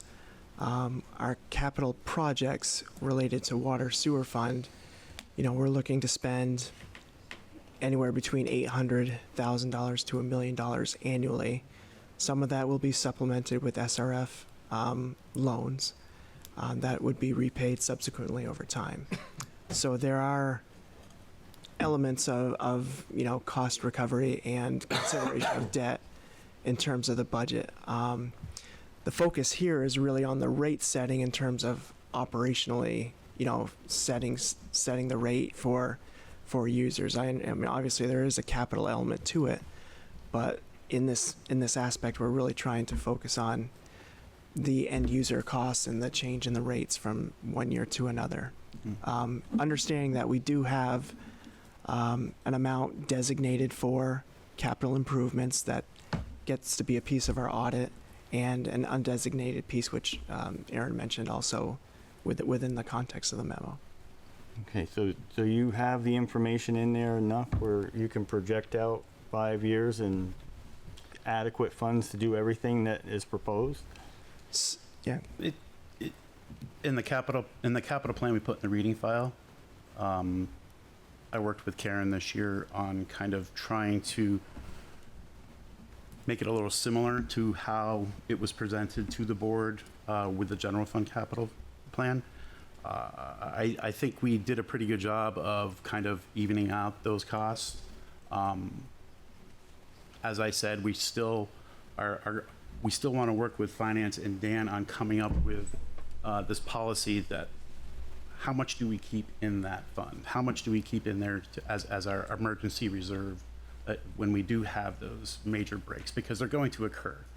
No matter how many projects we take on and how much of our aging asset infrastructure we take on, we're still going to have that break that we don't know about, whether it's water or sewer. So we wanted to know and find out what that limit is on that. But I think in a balance of spending down the 4.85 million of funding we do have there currently, kind of with the SRF loan funding process, where we can actually take out and spread that hurt over some time is going to be beneficial to us in the long run. I think take a read if you haven't already, Kendall, the capital plan. Definitely provide us with more input on it. But I think we've done a good job of lining up the funding and how it relates to which projects we have on there and how far out we're going. Okay. So the document that I think might be most helpful is the last page of the packet, and it also shows, so that lists out the projects and then what we expect to spend over the next 5 years. The bottom table indicates an operating transfer throughout that time. So this year it's $1 more than 90,000, so $90,001 is included in the operating budget's rate to transfer to capital, and you'll see that's proposed to increase sort of as a preview of what that might do to the rates. We're trying to build up that transfer to kind of pad the loss of $800,000 a year in spending. So that won't be taken up till next meeting, but just calling your attention to that table, which is attempting to provide most of that information. Yeah, I just want to put it front and center that when you have as many projects as you have, and you have some of the equipment that you have, and all the Brook Pump Station, that's an expensive piece of equipment, and you need to have a good, robust capital funding mechanism and stuff. It just seems like we're kind of in the dip there. So I was just concerned that by approving the operating budget before really getting into the capital budget, that maybe you would need more money in the operating budget and some line items for either finding some of the issues that you don't have time for or whatever. So that's all. So it is focusing on the operating budget, in that do you need more money anywhere that you feel is short?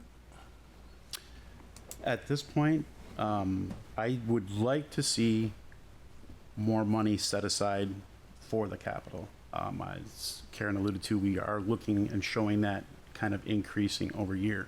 But we have to also be mindful of, and maybe this was from my predecessor, learned, we have to be mindful of the rate. and how much of that hurt we put onto the ratepayers.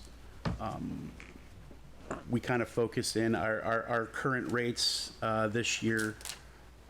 On average, the water rate has been 2 to 3% increase over the past 5 years. We're looking for a 4.8% increase. Sewer, 3 to 4%. We're looking for about a 5% increase. So we're already kind of edging up. What would it be like? It's like for 100,000, it's around 50 cents on the sewer rate. I think I just calculated that this afternoon. So an additional 50 cents on that sewer rate, which would be about a 9% increase, we got another $100,000. Would I like to see $100,000 more in going towards capital projects and asset replacement? Yeah, I would, but we also kind of mindful of the ratepayers as well. Yeah. See, and that's what I want to hear, because really that falls on the board. And this is your opportunity as the board. Staff shouldn't be telling us they really need 100,000, but we got 30,000 in here.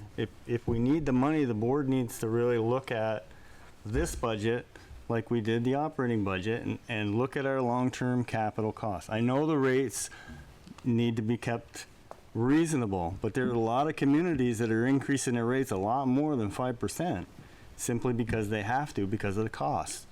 You guys have absorbed a lot of costs because of the inflation and just the general cost of doing business with just a couple percent. So, it should be put on the board. This is the wake up. We need money for capital. We've got a bunch of projects. We've had some failures. We need to really consider putting some more money in the operating budget somehow to fund that. That's my 2 cents. Thank you.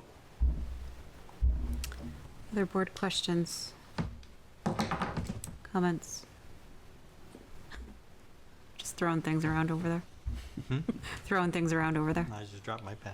I have a question. So we don't have to approve anything tonight. We just have to warn a public hearing. That is the request. Okay. So I would to reaching out to the public, and then I have a. Okay. Any public comment on warning a public hearing for water sewer rates? Public hearing for fiscal year 26 water sewer operating budget, to be specific. Seeing none, I'll bring it back to the board. Make the motion that the select board warn a public hearing for the proposed water and sewer budget on May 19th, 2025. Thank you, Ethan. Is there a second? Second. Thank you, Andy. We've had discussion. We've taken public comment. All those in favor, please signify by saying aye. Aye. Aye. Opposed, nay? Nay. Motion carries 4-1. We will have a public hearing on Great. May 19th, and we'll see you again then. And we'll also discuss the capital plan Yes. May 19th as well. And I'll have staff, we'll get this online so the public can take a read. Okay. Thank you. Thank you. Our last regular agenda item under business, consider approval of fund balance policy. Hi, Dan. Hello. So obviously I missed the last meeting where this was partially addressed as well. But the issue is whether the select board will approve the fund balance policy. At the prior meeting in early April, there were some topics that came up based on board member comments and concerns. And subsequently, we've discussed them, as a team with the management group. Some of it concerned unassigned fund balance assignments and whether they should be approved by voters instead of by the select board, whether transfers to capital that are approved by the select board should be classified as committed, and whether the policy should require that capital needs receive priority over reductions to the general fund operating budget for future years. At this point, staff has considered these items. We're not proposing any policy changes at this time. Part of it is a little bit selfishly with my audit and the timing of things like that, which I can describe for you more if you need to.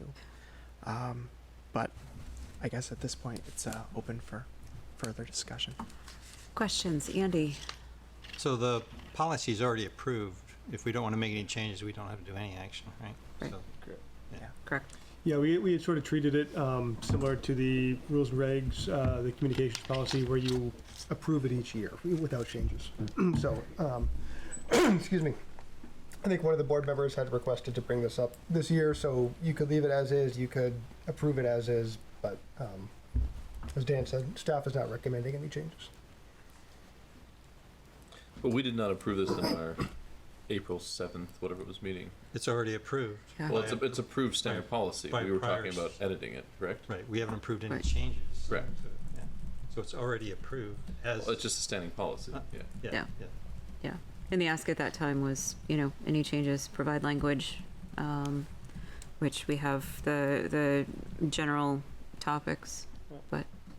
And yeah, and I was the one that wanted changes, and unfortunately, had some personal events in my life last week that prevented me from making progress on this. But I did reach out to somebody in the meantime of this, and Greg, correct me if I'm wrong, but frankly, our approval of this has meant nothing for the 3 years I've been on the select board, because it doesn't set the date on this policy. It's just the select board saying, yep, this is our policy. So as far as the communications policies and code of conduct, those are policies that the select board has to adopt as a new membership, unless I'm understanding wrong from the person I heard from. This policy does not have any binding compared to agreeing to the terms of code of conduct and communications.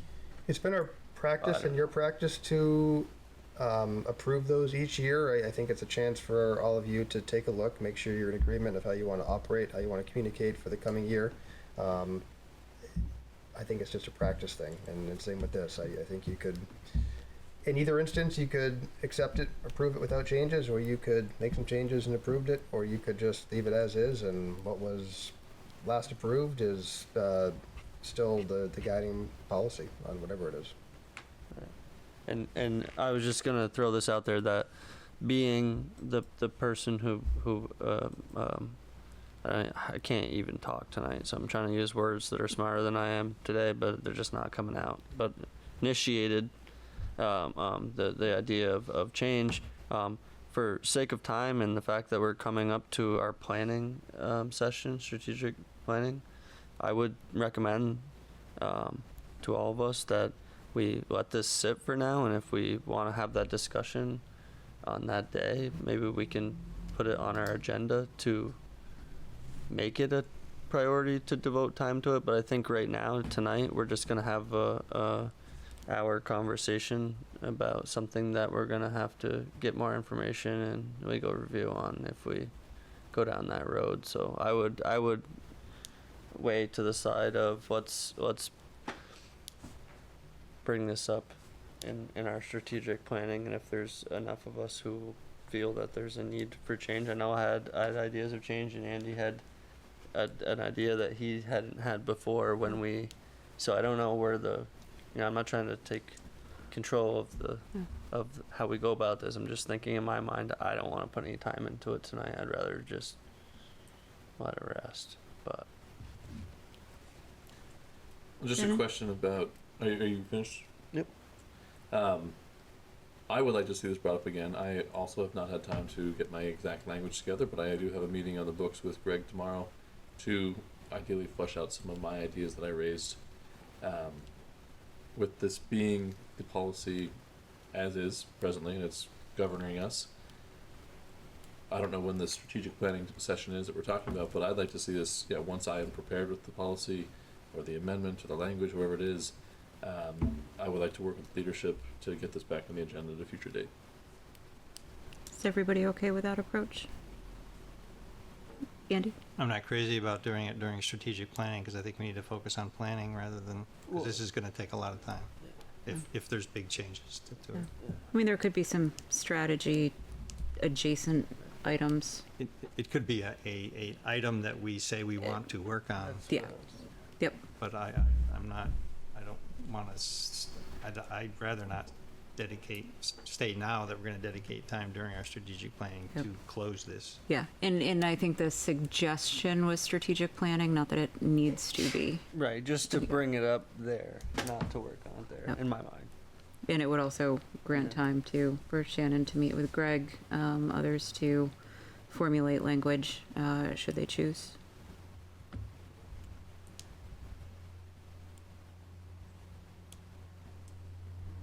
Hearing no objection, public comment.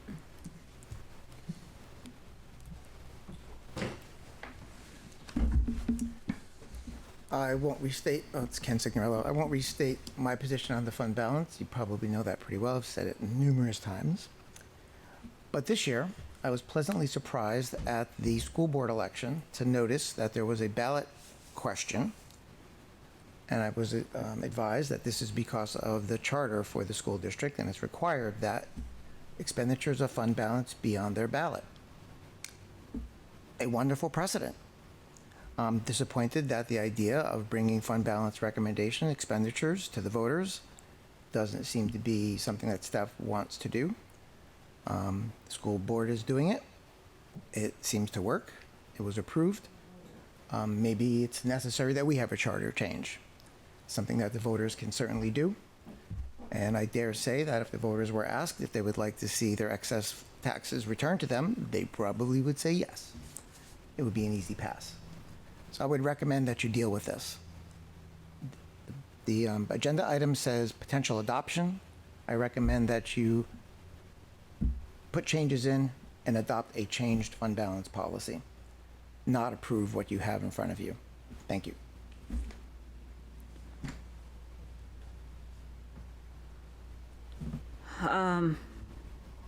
Yeah, what the heck. One thing I will just comment on is that there are multiple variations of return it to the taxpayers. Paying down future expenses is, in essence, returning it to the taxpayers. It is preventing future expenses by utilizing money that is already collected and available. So I just wanted to make sure that, you know, this doesn't just go poof and it doesn't benefit the taxpayers in any way just because it's in fund balance. So with that, we're going to move past the fund balance policy. The only other items on business are an executive session, so we'll move to reading file. Board member comments. There Andy. was a question earlier about when the strategic planning is. It's June 9th. It's on, It's the, on calendar. the calendar. Great. Yeah, yeah. I actually didn't remember us picking that date, but I saw it on there and put it on my own calendar. So I suppose you could talk about it. That was the date that worked for everybody, and it was the only date that worked for everybody. So okay, okay. So the first time I saw it was when it was on the calendar, and I was like, oh, okay. So I first time I remember seeing it, I guess I should say. So, okay, thank you. So yeah, June 9th. Thank you. June 9th. 5 to 9 or something like that. Yeah. Will there be dinner? there, we will get food for you. Any other board Shannon? Yes.